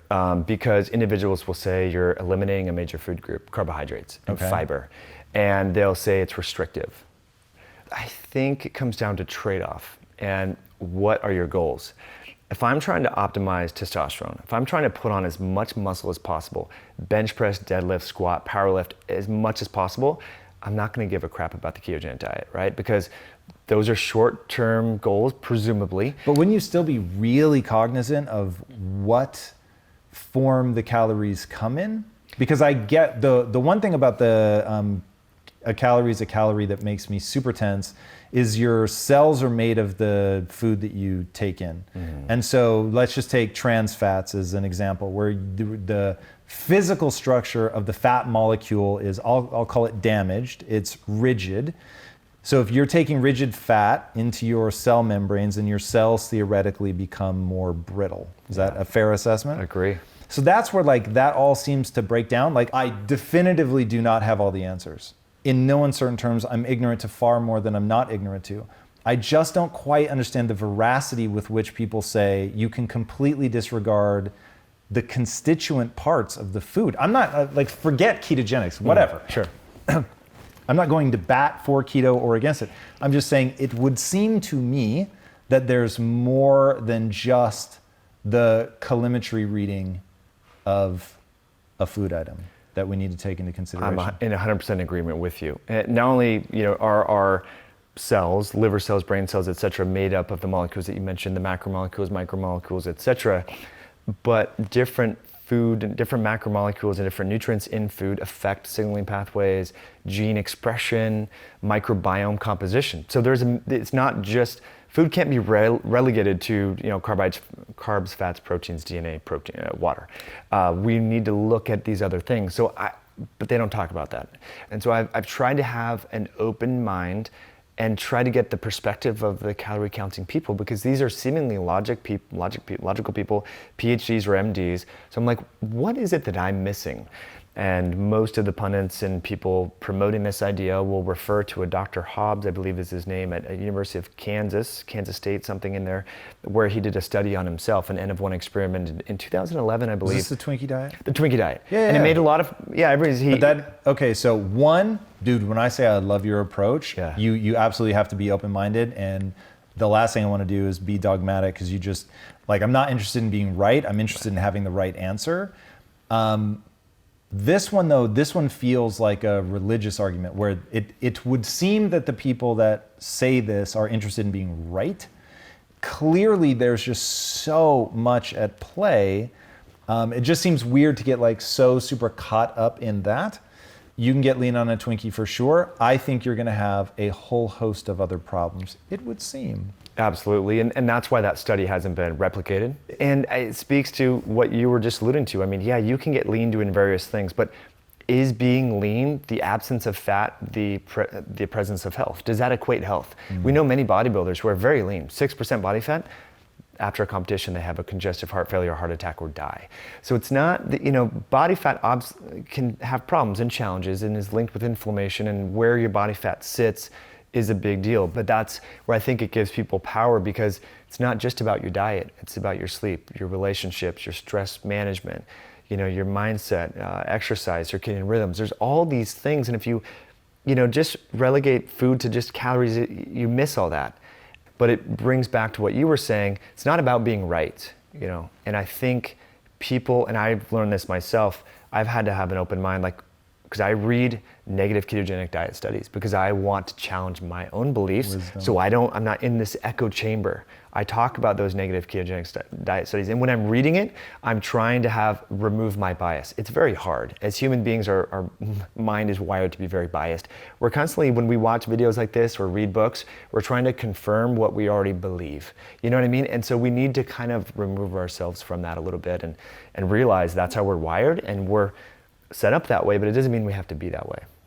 Yeah, it's really interesting. So there's no question that we all have that bias, and I will definitely lump myself in there. But if your obsession is, like, for instance, if your obsession is longevity or feeling good or whatever, it's like you can pretty easily get out of your own way on that and then just steer by what makes something feel good or not feel good. One of the things that, at least on a ketogenic diet, that I find so interesting is it changes your relationship to hunger. I can I intermittent fast every day My average is, call it 20 hours a day. So every That's day great. I'm fasting roughly 20 hours a day.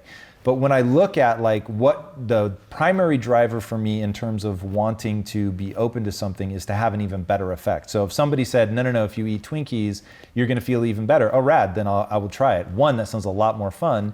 And then two, you can see like where you fall in something. But where do you live in terms of diet? Are you always keto? Are you sometimes keto? You've talked about seasonal eating. Like how sort of do you structure your day-to-day living? It's an awesome question. I think everyone needs to think about what their unique goals are. So for me, trying to optimize brain function, that's just my primary goal. And then when I exercise, I want to optimize my physical performance. Like if I'm going to do a lot of volume, I will have carbohydrates. So I guess you could call it like a targeted cyclical ketogenic style diet. If I'm sitting here traveling, I've been sitting all day, I'm going to go on an airplane in an hour or two after this, I don't need carbs for that. I don't need sweet potatoes, I don't need butternut squash. So it's mostly a fasted, low calorie type day. So yeah, my approach is just, have the carbohydrate commensurate with the activity. So if you're not doing much activity, you probably don't need a lot of carbs. And so when I think about like managing the microbiome and trying to get as much diversity, I will eat things that let's say that I never worked out. I would still bring in things like berries or maybe even the occasional piece of fruit or something just to try to introduce as much variety as I can. I'm talking color so that we're getting micronutrient variety as well, just making sure that I have a robust microbiome that has a lot of different diversity. Do you think that's bullshit? Does that make sense? If somebody doesn't have an increased need for carbohydrate, is there still a reason for diversity of microbiome to eat rice or vegetables or fruits or berries? It's a beautiful question. 5 years ago, I would have said absolutely, but that's why I was hesitant to even go keto in the first place. Did a lot of research into how different foods and overall food diversity affects diversity here in our microbiome, and so we know that.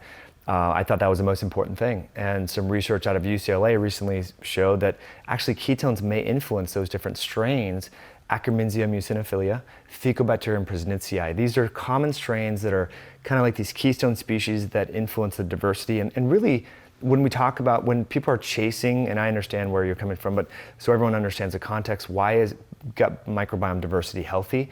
It translates into stability. Stability in any ecosystem is resilient, right? It can take little small hits. How do you circumvent this practically? I think it's, unless you have an autoimmune disease, unless you have severe gastrointestinal dysfunction, when you have a berry or rosemary or ginger, I think it's best to eat what's in season in your environment. Do I have a randomized placebo? In the environment I live in or in the environment ancestrally that I came from? I think it's a combination of the two. I think if you can keep in mind your genetics and context, but also your local environment, if we take your microbiome now and then put you in Africa, it's going to be different. Absolutely, because the water, the bugs you're exposed to, the people you're in contact with. But your genes are not going to change. So I think it's melding the two. I think you have to, the only diet that humans could eat before the advent of electricity, gas, refrigeration, and so forth was what was available to them locally. And here we have, and I'm not picking on green juice or whatever, but let's say in January, where there's no vegetables growing in Wisconsin, you're having a celery juice because it's healthy. How healthy really is that? Because we know that hibernating animals, for example, their microbiome composition and diversity changes with the season.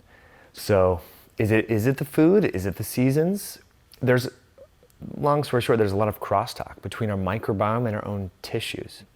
And so they're communicating to us and we're communicating to them. And so I think getting back to the practical takeaway from this whole conversation is we need to understand that the food that we eat is being absorbed by us, but it's being utilized and absorbed by those gut bacteria as well. And we need to, as many of your guests have talked about, keep that in mind, because I think that relationship is fairly important, and studies show that. And we know that kids that get antibiotics in the first year of life tend to have more autoimmune and allergies and even obesity later, and just not being birthed through our mother's vagina as opposed to being delivered C-section, lack of breastfeeding. There's so many different things, but is the dearth or the lack of fiber going to negate the health of the microbiome? Again, 5 years ago, I would have said absolutely. Now I'm like, all these people are thriving on meat-only diets. You know, if we think the microbiome imbalances are triggering autoimmunity, yet these people are reversing autoimmunity through a meat-only diet. Yeah, let's talk about that. So carnivore diet, pretty interesting. I hear a lot about people doing beef only, which is interesting. And so when my wife first started having crazy microbiome issues, basically unintentionally, she just was going towards like what makes her feel okay. She gravitated towards a wildly predominantly beef diet. Are there people that have tried it that are saying, I can't do it with beef, but I can do it with chicken or organ meat, or like, is there a sort of variety in that, or is beef the one that people consider the safest of the carnivore diets? I think that's where people are leaning, at least the conversations that I had. And I'm not an expert in this space. I thought it was the dumbest thing people could do ever, because I had my head so wrapped around this whole microbiome story, and I thought, how are you going to get the fiber? How are you going to get the short chain fatty acids? All of this. But then I listen to the comments on my YouTube videos. I read direct messages on my Instagram, and I'm just blown away. Either these people are lying or they're telling me the truth, and I really believe them. Have you tried it? Personally, yeah. So I've been doing it for the past 3 months, and right now? Not super beef only? No, so that's the thing where it's a little bit different. So we have backyard chickens, so we do eggs, we do turkey eggs, chicken eggs, turkey eggs. Is that considered carnivore? Yeah, I think any animal product is considered carnivore. Okay, interesting. What blood markers are you watching?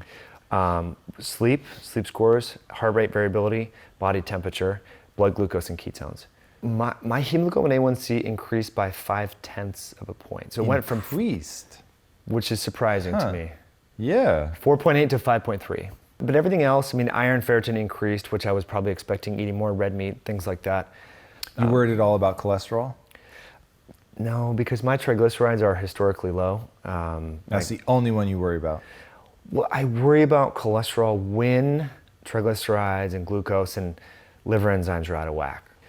So your liver tends to take the brunt of metabolic burden first. It's a key metabolic signaling hub. And so if your liver enzymes start to rise, your glucose is rising, your hemoglobin A1C is rising, then and your triglycerides are increased, then I'm more concerned about what's going on with your LDL cholesterol, and your low HDL. But without that context, I'm not totally worried about it. And the thing that people don't really realize is like your body can convert protein via gluconeogenesis to glucose.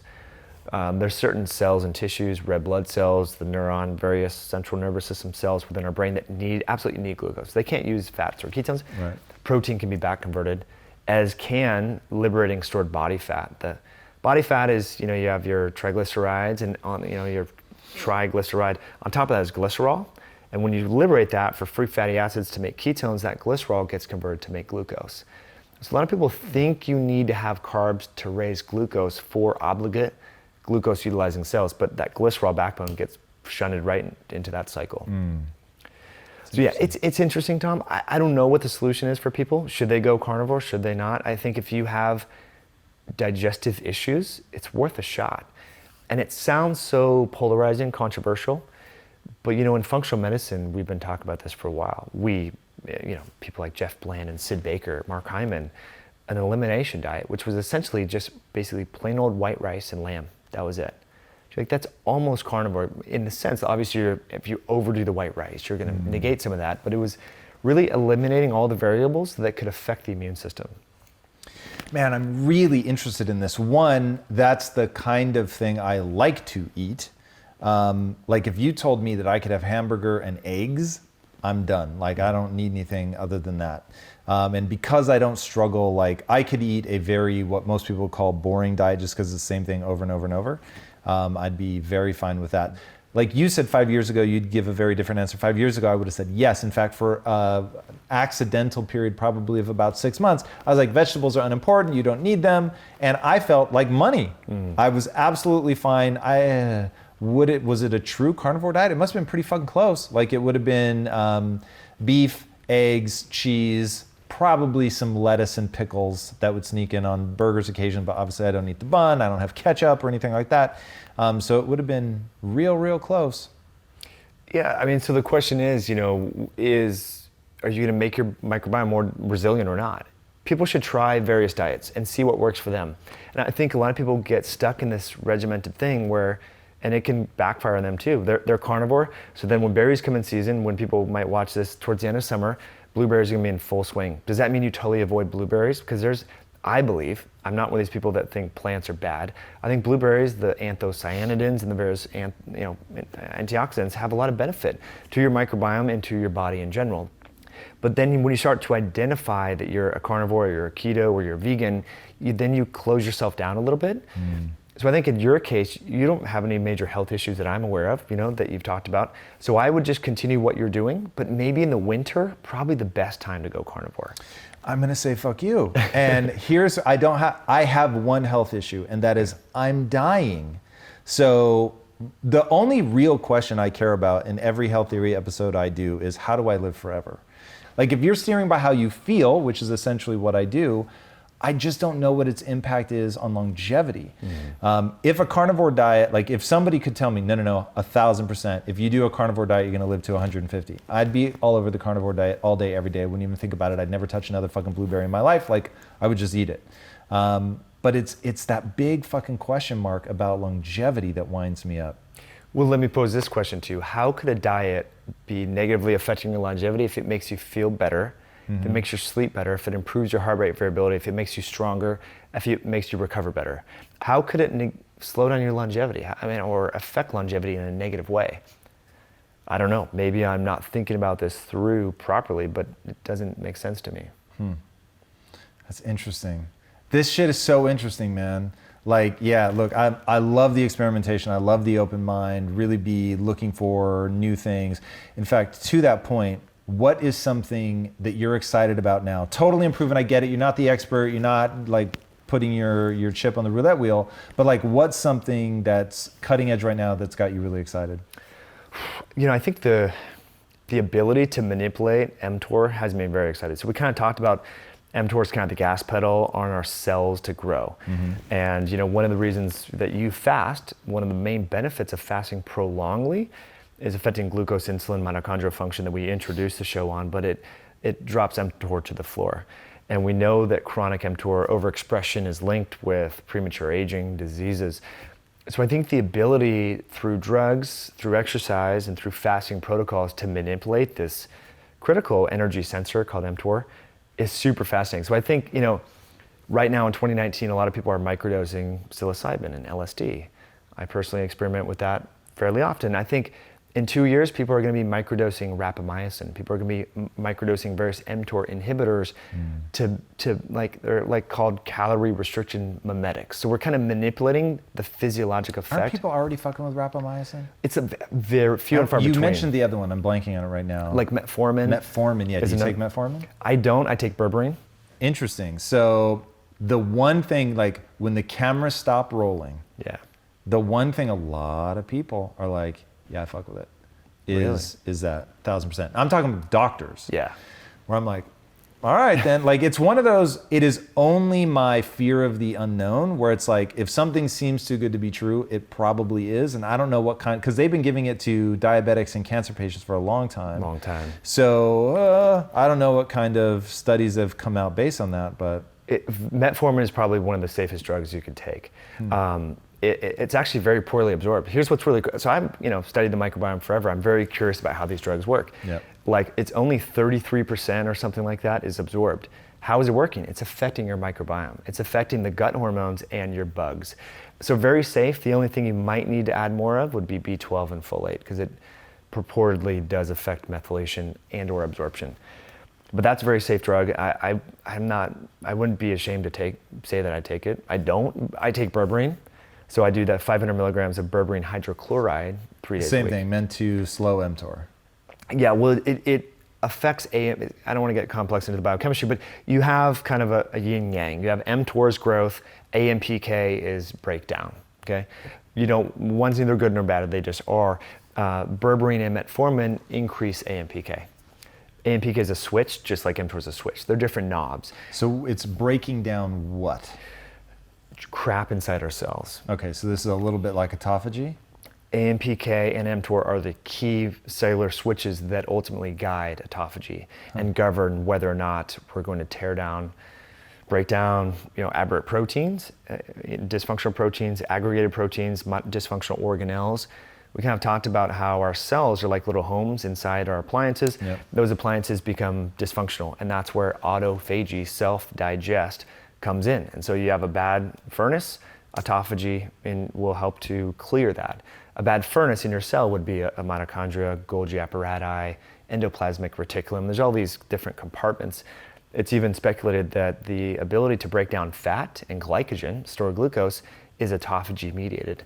Even recovering from exercise. This is what's so cool. So when we feel sore after workout, how do you think our body recovers from that? It's via autophagy and breaking down those damaged proteins so that we can rebuild them so that they're stronger for our next workout. So I like to throw that in there because when people hear autophagy, they think fasting, but that's just one knob on this autophagy wheel. Exercise, there's a ton of data showing that exercise enhances autophagy because you're causing your body to dig deep and break down glycogen for that workout. Yeah, that makes sense. All right, I'm gonna put you to the test for a second. So hiding behind the screen, door number 1, is somebody, I'm not gonna tell you anything about them. I'm not gonna tell you if they're a man or woman, overweight, ripped, whatever. But you have to tell them how to eat for longevity and feeling good. How should they eat? I would say, Sally or Joe, look, I don't know what your health issues are. I don't know what you're experiencing, but we're gonna get you off anything that comes in a box, bag, or a can. So no processed food. No processed food. I want you to go to a farmer that's within a 50-mile radius of you. Ask them what you can buy that's in season and buy the animal products that you feel comfortable consuming. I don't really care so much as what you eat and how much. I want you eating at the same time every day, whatever that is. So influencing the circadian rhythm. So there's a lot of new research studies where they're controlling how many calories. People are eating the same amount of calories, but if they force it into a confined window, it changes this mTOR expression. And not just a defined window, but the same defined window every day. You hit it on the head, exactly. So if you're gonna intermittent fast, great. Then eat from, say, noon to 6 or 2 to 8. It doesn't matter, but just try to be consistent. Just like we should try to go to bed at the same time and wake up at the same time. We hear a lot about toxic blue light. Well, when we eat, and food in general affects our circadian biology. We have molecular clocks in our gut, in our muscle, in our brain, in our pancreas, everywhere. Food entrains that clock too. That's really interesting. I haven't heard that before. Is there a number of hours before going to bed that somebody should be cognizant of having their last meal? So eating earlier is generally better. So and it's tough to be social too, because here we are talking about food, but relationships are so key. And when you go out to dinner, sometimes you're out to 10 or 11, eating late. I generally advise people to kind of cut things off by 7 p.m., which can be tough for whatever.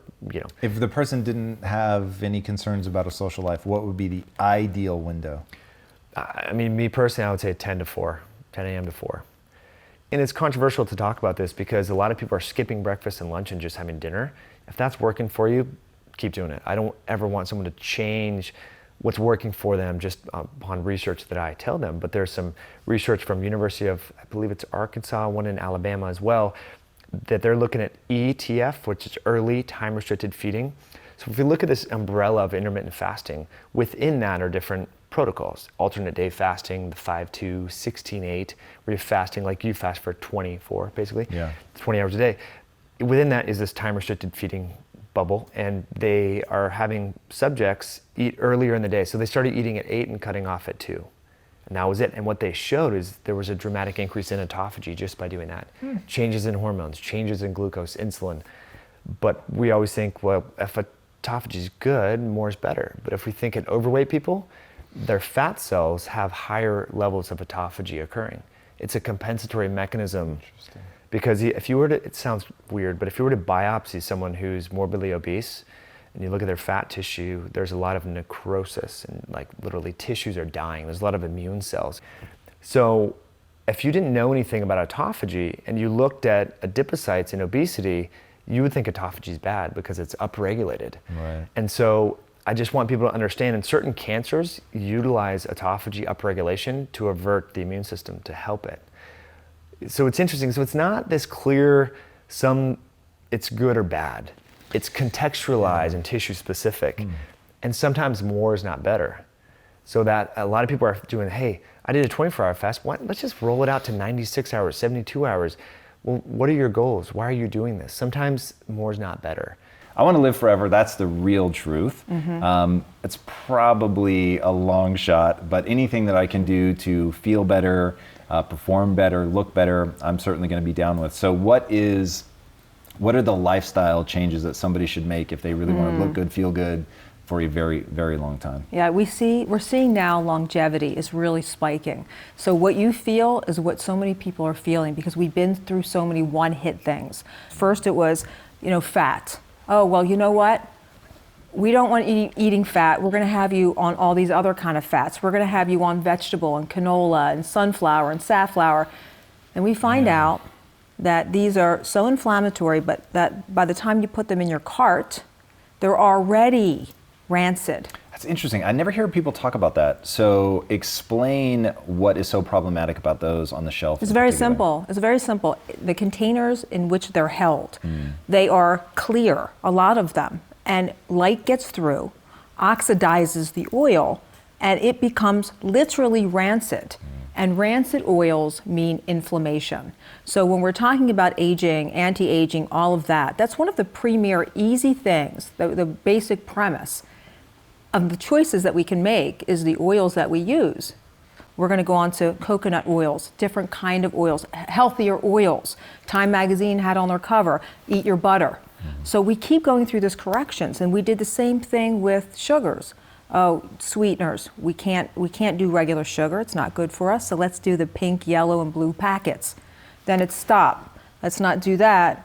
Let's go on to these type of sugars. Let's go on to more monk fruit, stevia, things like that. Another mid-course correction. Same thing, meat and potatoes. Let's go from meat and potatoes, let's go from that to all meat. Oh, well, that's not working. Let's go to all juice. Well, that's not working. Let's go to more paleo. Well, that's not perfect. Let's go to paleo-ish. Okay, well, let's go to keto. That's almost right. Now, what about keto 2.0 or kind of keto? And what is kind of keto? Well, kind of keto is taking the basic principles of keto. And basically with keto, the problem is that people aren't getting enough fiber because of the carbohydrate allowance, which is about 5% of the diet is carbohydrates. That's not enough for people to be able to explore carbohydrates in the way that they should. So they become constipated and irritable. They're the two things that we see with people who stay on keto for a long period of time. So I stayed on keto for 9 months. It was awesome. I felt wonderful. My relationship with food completely changed. And that's key. But I didn't at all. I didn't have constipation or anything. I didn't have any trouble. My bowel movements were money. But I did notice my muscle mass was going down. I just felt softer. I was trying to keep my carbs essentially at zero. Yeah.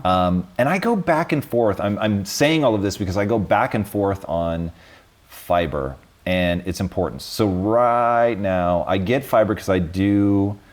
I have some vegetable matter. I have some nuts, but I probably get 70% of my calories from red meat, just to really trigger people.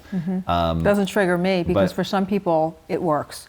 I started telling you about these mid-course corrections because I've seen everything in nutrition, and I can sit here and tell you honestly, for the first time, I'm seeing some really positive things in nutrition. We're starting to get it right. When you understand ancestral medicine, ancestral nutrition, we really do work better with some foods. And then there's also environment that you have to consider, and that's the environment that you put yourself in and you stay in, because that has different effects on the body and how you digest, how you metabolize, all of that. But there are foods that tend to work best with our body. And that's when I went into a whole dive and started really exploring these foods. I thought, why doesn't anyone know this? That's why I wrote 9 books. Why doesn't anyone know this? Why doesn't anyone know that these foods really do juice us up? So what I loved about paleo is it broke down each food category and it said, hey, listen, if you want proteins, these are the best proteins. Red meats work really well for some people. They really do. It depends on the amount of inflammation that you have in your body. It has to do with prostaglandins. It has to do with so many inflammatory markers in your body. But some people are able to eat more red meat than others.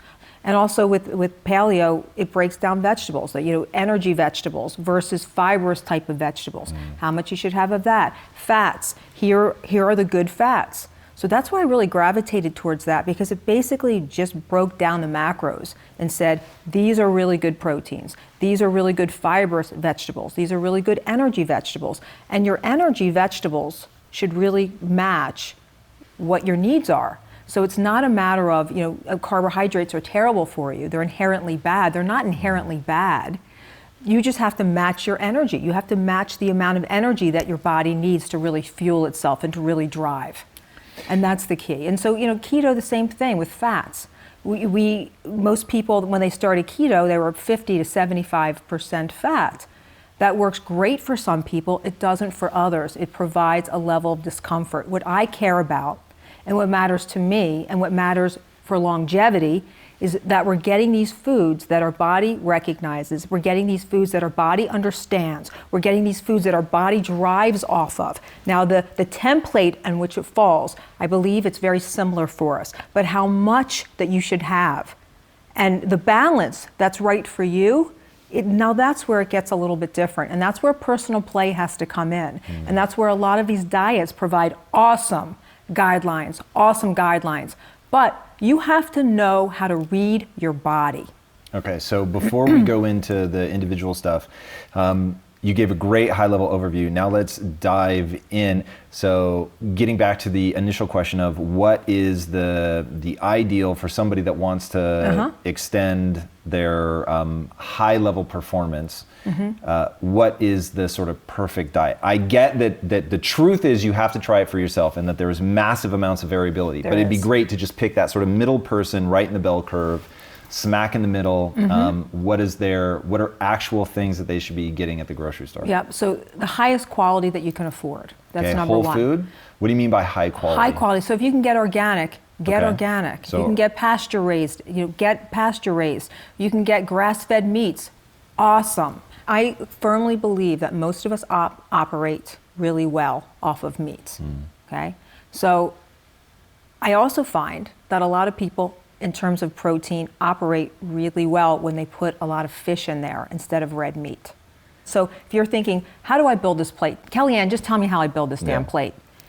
You want to have protein, like you said, go to the grocery store, buy some really good proteins that work for your body. Get them as healthy as you can because quality actually does matter. Try to balance that plate out. Make sure you have some fibrous vegetables. What are those? It's the green stuff. I don't care if you juice it. I don't care if you chop it. I don't care what you do. So we talk about quality of food and what can they do? Should they only eat organic? If you saw what I saw and you saw what people were really eating, I'm not worrying about a chicken carcass.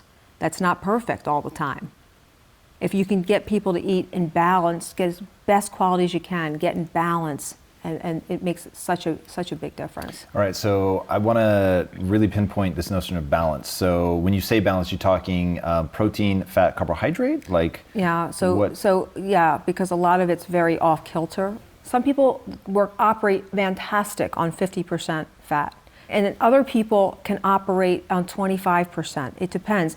This is why with keto, I'm just saying when people have been on keto, after a while we start hearing, well, it's not perfect for a lot of people. A lot of women, and I know people are going to write and say, are you kidding me? I got these results, I got these results. For some people, when you're at a starting point where you need to lose a lot of weight, it gets the weight off. It makes the skin look a lot better. But it's a matter of finding that balance somewhere between paleo, somewhere between keto. So we go into more weight maintenance and not diets, but more weight maintenance and more into longevity and more into sustainable diets. What's sustainable for you is different for other people. And that's the whole key. And that's what people want right now. This is what I'm hearing over and over again. They want to look at things and approach things very different. People are looking at things for the first time, I think, more spiritually. more spiritually in their food. And that's why we're talking so much about plant-based everything now. It has to do with spirituality. People are feeling good on plant-based foods. And that's why the keto-ish or the keto 2.0, they're adding more plants, they're adding more opportunity for people to eat more vegetables and things. Is keto becoming a buzzword though? So I was fat phobic for a very long time and I had massive inflammation as a result. I wasn't eating carbs, but I was eating protein. Probably 85% of my calories I got from protein. I was trying to keep carbs as close to zero as possible, trying to keep fat as close to zero as possible. I basically lived in rabbit starvation, absolutely atrocious for the joints. It got me lean as hell. I looked fucking awesome, but I did not feel great. So I finally, I encountered Dom D'Agostino, Peter Attia. They're like, look, you need to be consuming fat. They started talking about ketogenics. And when they were talking about it, it was all about you take a blood test and there are either ketones in your bloodstream or there are not. So if you were going to define keto 2.0, so if keto 1.0 were defined by ketones in your bloodstream, what's keto 2.0? It's mid-fat and fiber. That's and how I want you to look. And when you say mid-fat, that's quantity of fat? So you still think fat before carbs. However, it's different now because there's the ratio has now changed where you can have more carbohydrates. So just think about it like that. It's really allowing more fiber through allowing more carbohydrates, so people can they feel like they can sustain longer, and that's the key. So whenever you have comfort in eating, the results are far greater. So it's about allowing the body to experience comfort. We see a younger generation coming in, and their tolerance for things like, I remember just driving myself, trying different diets and bodybuilding and weights and, doing shows and competitions and how lean am I and can I see this, am I ripped? And all. It's very different now. So now what they want to see is they want to have more peace. They want to feel more fulfilled. It's much more about loving themselves. We're starting to really change all of that pain gain thing, and we're going more towards, let's feel better all the way around. Let's feel better, let's have joy, let's feel better. Somehow this word joy has captured people and they actually want to experience more joy and not as much of the grind. It's interesting, and that certainly brings up stress. So what's the role of stress when we think about longevity? How detrimental? How does that impact us? What do we do to solve some of the problems that it creates? Yeah, so that is the entrepreneurial's dilemma. Yes. Okay. And that's funny because when we start achieving greatness and more greatness and we start really achieving all of these things, sometimes life doesn't get easier on our bodies and we really start experiencing more stress than we did before, and we have to figure out how to manage it, because I can tell you, stress will take you down every time. Everyone has stress in their life and somehow, and that's what I realized in talking with all these people, that everyone has some kind of stress, and stress damages cells. And so I know that you went through a really stressful period that manifested in losing consciousness on a flight, which fun. Sounds terrifying. Yes. What have you done to rebuild from that? Like, what are you doing now to de-stress? Is it about joy? Is it about meditation, forest bathing? Like, what are the things that you're actually doing that are somewhat prescriptive that people could follow if they're trying to bring their stress down? For me, I think a lot of my stress had to do with not having boundaries. I was boundary deficient. I was boundary deficient in so many areas of my life. I look back, and even when I look back, if I look at pictures or selfies, it's like, how did you not see that coming? You looked burnt out. You were burnt out. So I was on this plane, and I remember the woman sitting next to me. She was in the middle of putting a cookie in her mouth. I'm not kidding. And I turned to her and I said, hey, my name's Kellyanne. I'm not feeling well. I'm not on any medications, but I'm probably going to pass out and you're going to have to get me help. That was the last thing I remember. Next thing, I was in the galley of the plane with all of the airline stewardess and such, putting ice and packing ice everywhere. And I was going in and out of consciousness. And all I heard was, is there a doctor on board? Is there a medical professional on board? And I'm laughing in the back saying, yeah, right here. But, so there was a gentleman on the plane that was a doctor that was going to his class reunion. He happened to be on that flight. And at the end of all of it, and he sat with me the whole time, they made sure I had hydration, he was checking my pulse, all of this. the end, he said, Kellyanne, you do realize you're burnt out, right? You have to do something. You're burnt out. The problem is, Tom, is that we become very numb. We go through life day after day. We numb down, and we have to stop. And we have to say, how am I feeling? How do I feel? Because it's that disconnection. I'm going to get woo-woo here. It's that disconnection from the source, from our source, and understanding where our power really comes from, and really connecting and understanding that we're going to get walloped if we do not stay present. Because that's when our body really manifests and holds on to all that stress. That stress is tough, and it's tough on the body. How do you stay centered? How do you find that alignment? Like, what do you do on a daily basis or weekly or whatever your cadence is? Well, for one thing, exercise is very important. What kind of exercise do you do? I do all kind of exercises, different kind. I do limbic type of exercises. So it's exercises that allow my body to breathe and to move. I do yoga, I do dance, I do a lot of dance. I do weights. I like to really move my body, and then I like to be still. So you have to get into meditation and understanding breathing and just finding that time to absolutely reconnect with yourself, because we're losing a connection to ourselves. And if I had really realized this, I had to learn this through going through this myself. So many of the patients that I saw, I realize now that's what they were going through. They were disconnected and they stopped feeling. They were just getting through the day and getting through this and getting through this and getting through this. And after a while, it comes back and your body gets the ultimate revenge. Your body will get revenge. Why do you call it revenge, out of curiosity? Yeah, I call it revenge because your body starts giving you signals, and you can get sick. For me, my revenge was I got extremely exhausted and passed out on a plane, and my body was saying, how many times do we have to tell you? Because your body does give you signs and signals. So how do people listen for that? What are they listening for? How does it manifest? Like, what was it now looking back, leading up to that moment? Because you had a real sense of presence to be able to say, I know where this is going. What was it leading up to that if it were to happen again, that you would catch it much earlier? Oh my gosh. First of all, when I looked at my eyes and a lot of these pictures, they were sunken in. My eyes lost their life. My skin got very sullen and didn't have vibrance to it. And I always prided myself on things like that. My body, I always kept it, kind of very fit and like a ballerina, very smooth. And I just started gaining that cortisol tire. I had all the signs of exhaustion, and the thing is I lost my lust for life in the same way that I have now, or that I had before that, because I wasn't even aware. And that's the thing. I talk to patients that have been in marriages and they became really ill staying in relationships that were not serving them, and it wasn't until they got out of the situation they didn't realize how bad they felt. They didn't realize how that everyday hit of leaking your power and leaking your energy, that everyday hit, how it affected them. And it really does. And you just have to stay attuned and just ask yourself how you feel. And you'll notice things like, gosh, how tired am I? Do I have achy joints? Let me look at my skin. Let me see my eyes. Do I still feel vibrant? Do I still have a lust for life? How do you feel? Like, stopping and asking that question is a really important question to ask. And we don't. We just go through it.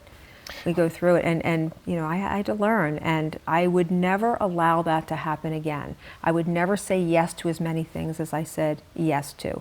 I would never allow people that were not well intended in my life again. I would never pummel through work to make other people happy instead of myself.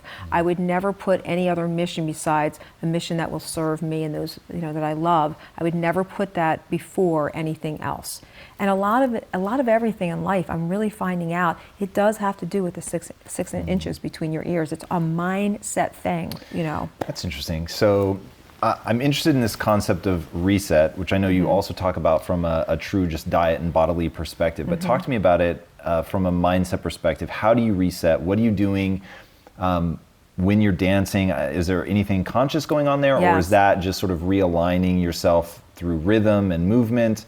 Or in meditation, is it an awareness, like a mindfulness practice? Like Yes. what are you doing mindset-wise? Yeah, it's understanding that we are not just skin and bones. We're atoms and molecules. We have a megahertz. Our cells communicate. This unbelievable life that we have inside of us, and understanding this big ball of energy, and saying, you know what? I want to harness that energy. I want to harness it, and I don't want to leak it. I want to keep it in. That's the understanding. And then when I go into meditation, or I go into dance or anything like that, I'm visually picturing what I want. I call it my own television show. It's in my mind, it's locked in here, and it's strong. And that is one of the biggest differences that I've ever made in my life, is really pulling things towards me and understanding how possible this really is. It has been life-changing for me. Life-changing. Well, then I'm going to need to understand more about that. So, okay, the process is you're sitting there, you're finding physical stillness. Every day I find physical stillness. It has got to be habitual. This will only work if you do it on a regular basis, and it can take 3-4 minutes a day. Sit down, pull up your own TV show. You see you. Everything you want, you desire, everything that's for your greater good, everything that is your purpose. You see it as if it's happening. And I picture myself telling someone else all of these amazing things about my physical, my personal life, my business life, all of it, as if it is already there. So my body is working and functioning in that modem as if it's already there. And funny enough, how people show up to make and realize all of those things that you're putting in your mind, and you're just locking it in your mind. And it's not about, well, if I go sit and meditate, underneath this tree every day, I'm going to pull everything towards me. I want you to know there is not one part of my body that would ever do that, to think that that's all I need to do to make things happen. You have to take action. You have to take action. But there's a certain thing that happens in your mind, in your cells, in your body, when you really concentrate and you focus on that, and then you go.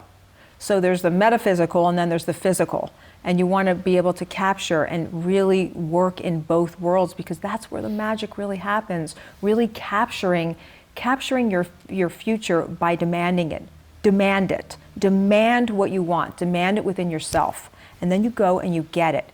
And it's funny, because I'll go up to people, and it's very natural for me now to ask for what I want. It's because I'm locking it in my body, in my physiology. I walk like, you have to assume the position of your day. And I tell myself this, and I start my day like a tiger. I want to be a tiger, that's it. What does that mean? So what are the attributes of a tiger? So attributes of a tiger is someone who's fearless, and someone who's bold, because one of the things that I've learned is I sat on the bed through my Swiss training. I sat on the bed of a lot of people who were dying. You know what they had, Tom? Regrets. That is what you hear so often. What are some common ones? That's actually really interesting. It's really interesting. And here's the biggest thing that they regret. A lot of people, they were wealthy, a lot of these people, and they regretted that they did not spend more time with their children. Right. And the other big one was that they regretted that they didn't go for it, that they had at all any fear in going for anything that they wanted. It's interesting that that's successful people saying that. I think there's something very interesting to take away from that in terms of having success in one area of your life. First of all, I think a lot of people think, oh, if I had financial success that I would stop and retire, and it does not work like that. Like being successful answers yesterday's problem. It certainly does not answer today or tomorrow's problem. You still have that desperate thirst for meaning and purpose and does not go drive away. And to feed your energy. Yeah, Doesn't even. I think it doesn't even get tainted at all. I think it's in your DNA, and you have to respect and honor your DNA and who you are. A lot of us are very mission-based, because it's that mission in you that just drives you. I have my missions, I have my end goal, I have it in my head, and everything is leading to that, to that overall mission.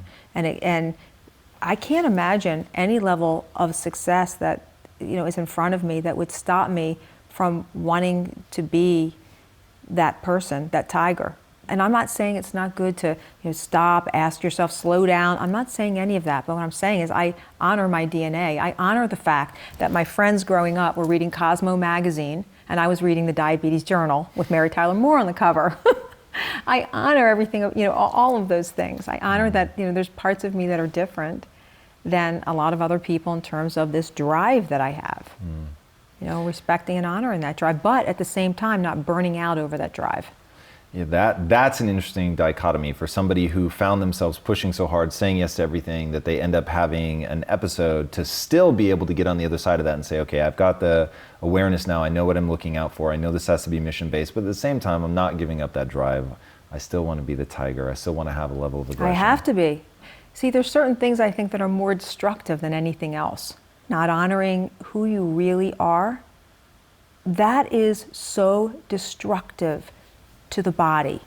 Every day living or being something that you really don't want to be, or living in a way that you don't want to live. And I'll tell you, that's, again, it stems back from the experience of listening to people dying and saying, I'm not doing that. I'm going to express everything. I mean, don't you feel like you want to live your life and like squeeze every bit of potential that you have? Very much so. And when I see other people, I want to squeeze it out of them. I want to squeeze it out of them. So I feel like my job and my role is to wake people up in that sense. I want to pull people out of the tunnel. I've been through. What's the tunnel? The tunnel is feeling aimless and dark and lost and not sure. You're not sure and you're numb. I'm telling you. So how do you get them out of that? You make them become aware and re-engage with themselves. Then you see someone really on fire. You know that purpose is the key. All the money, all the this and all the that and all the this and that. It's great to have the security. It's great to have that security. It ain't gonna make you happy. It's just not. It's just not. It's not enough. It's not enough. And your body, your body has this intelligence. It's very interesting how the body works and the innate intelligence that it has and the signs and the signals that it gives you throughout your life, just what you're interested in. And, I was told by a college professor years ago, you'll know what you want to do. Where do you go when you go in a bookstore, a library? Where's your attention? And it was always the same for me. It was always those damn health books. Would drive people crazy. Going to the beach, they'd flip open their novels and I would sit there with my health stuff. I mean, it was obvious, but you have to pay attention to all these things about yourself. And I am seeing that now more than ever, people really being who they are. It's just not worth it. Just be a tiger. Go for it. Go for whatever. Don't be embarrassed. Don't be shy. Whatever it is. And I just have a belief that, I'm going to say whatever I'm supposed to say, and I'm not going to get wired about it. I'm happy to be here, happy to dispel any information or anything that I can get anyone that's going to help. I'm going to be a tiger about it, Well, speaking of information that will help, let's come to the gut for a second. So gut health, obviously a huge part of what you do, bone broth, healing the gut. How many people start sort of with a gut-based struggle, and then what's the protocol to help them get out of that? Yeah, so I would say most people come in with a gut-based struggle, and we see a lot of autoimmune problems. We see a lot of people with bloating, constipation, skin rashes, achy joints. These are all signs and symptomologies of somebody who likely has a gut that needs healing. And so bone broth I love because it has this perfect blend of nutrition. So there's amino acids, which are upbuilding. And you've got some minerals that come out, and we're also deficient in minerals, and so many of the things that go on with us are really because we're lower in minerals. So is there a difference between doing bone broth and just cracking the bone open and eating the marrow? Would you get a different nutritional intake? You may get a little different because you're going to get more glycine, and glycine is really helpful for so many things. And we find that it's more hydrating to the body. But just that bone marrow, I could eat that till the cows come home. The bone marrow is so good for you. I mean, you have to think about it like this, and this is why I love bone broth for gut healing. If you get a sunburn, you reach for aloe vera, you put it on because it soothes and it heals the skin. Well, bone broth, the gelatin, cooked collagen, the bone broth, that does the same thing for your gut. It heals and it seals the gut, and it works. So you've got the collagen in there, the cooked collagen, which is the gelatin, which is so good for the gut. You've got minerals in there. You've got great protein in there. You've got amino acids in there. And the research also shows us that one of the things that we know that helps prevent a cold and the duration of a cold are these soups. They're really helpful for the immune system. So, there's a lot of benefits to it, and I put it in programs and weight loss programs and things over the years with intermittent fasting to help people get even more benefits, compounded benefits. But any one thing that does this many things, I love. Yeah, we really have some people that are evangelical about bone broth here on staff. It was a big part of Lisa's recovery. It was super, super impactful for her. Is there a big nutrient difference between making it yourself from whole bones and getting powdered? It's whole bones is better. Okay. Powdered is pretty close. I mean, there's some really good powders on the market right now. Same thing with the frozen broth. That's really easy. There's tons of good frozen broth that you can buy anywhere now. That's really good. And you just put hot water over the bag. It comes in a bag. You put hot water over it and you put it in the pot and you can have it very quickly. There's pressure cookers now that you can make bone broth in. You can cook it quicker, but it's that simmering for a long period of time, letting all that good stuff come into that broth, and it really is very healing for people. I think the word that comes to mind when I think of bone broth is restorative.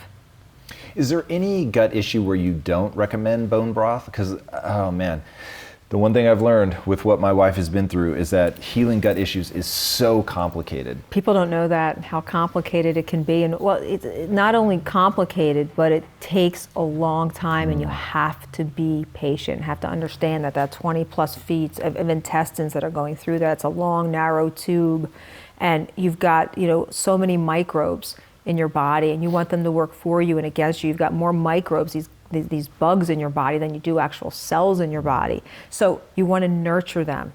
You want to nurture that soil, and you want to really make that soil so that every 21 days when you have that cellular turnover, you're getting as healthy soil as you possibly can, so you can really heal that gut and at the same time sealing everything up.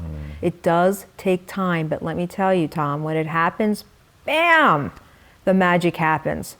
Skin looks so much better. Your healing capacity is so much higher. You feel so much more energized. Again, longevity, oh my gosh. I am telling you, that is my core anti-aging regimen. That is, you have to have foundational beauty. If you decide that you want to do all the other things, fine, great. I'm not opposed to that. I understand what it feels like to advance in age. I understand what that feels like. And you have to do what makes you happy. But I don't care what you do. So all that other stuff would be cosmetic adjustments, yes. All the stuff. And that's okay, do all the stuff. But you have to realize foundational beauty is where our real effervescence comes from. We know for a fact that we start losing collagen at about age 20. We start losing it little by little by little. And the collagen is like, it's like nature's glue. It holds us up, it holds us together. And again, for longevity, for looking young, collagen tends to be very helpful. So I throw a collagen shake in, whenever I can. I love collagen because for me, it's one of those, I used to experiment with all these shakes, especially during my bodybuilding phase. You competed in bodybuilding? Oh, I was fierce. Figure competitor or actual bodybuilder? Oh, I was an actual bodybuilder. Wow, how big were you? Well, I was lean, so my whole thing. Sure, but bodybuilding is like a whole nother thing. Oh, I used to go to Arnold Classics every year. I used to that would be my masterminds with those people, like the Arnold. What drew you I to worked that? out, and like I do everything else, I became the tiger.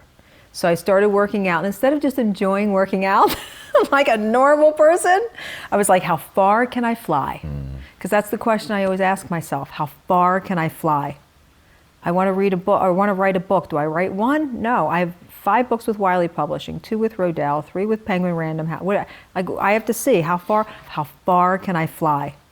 That's how I live my life. But again, getting back to the reason why I'm sitting in this chair was the latest book, and so it's how do I do that and be that and not burn out? That's the question.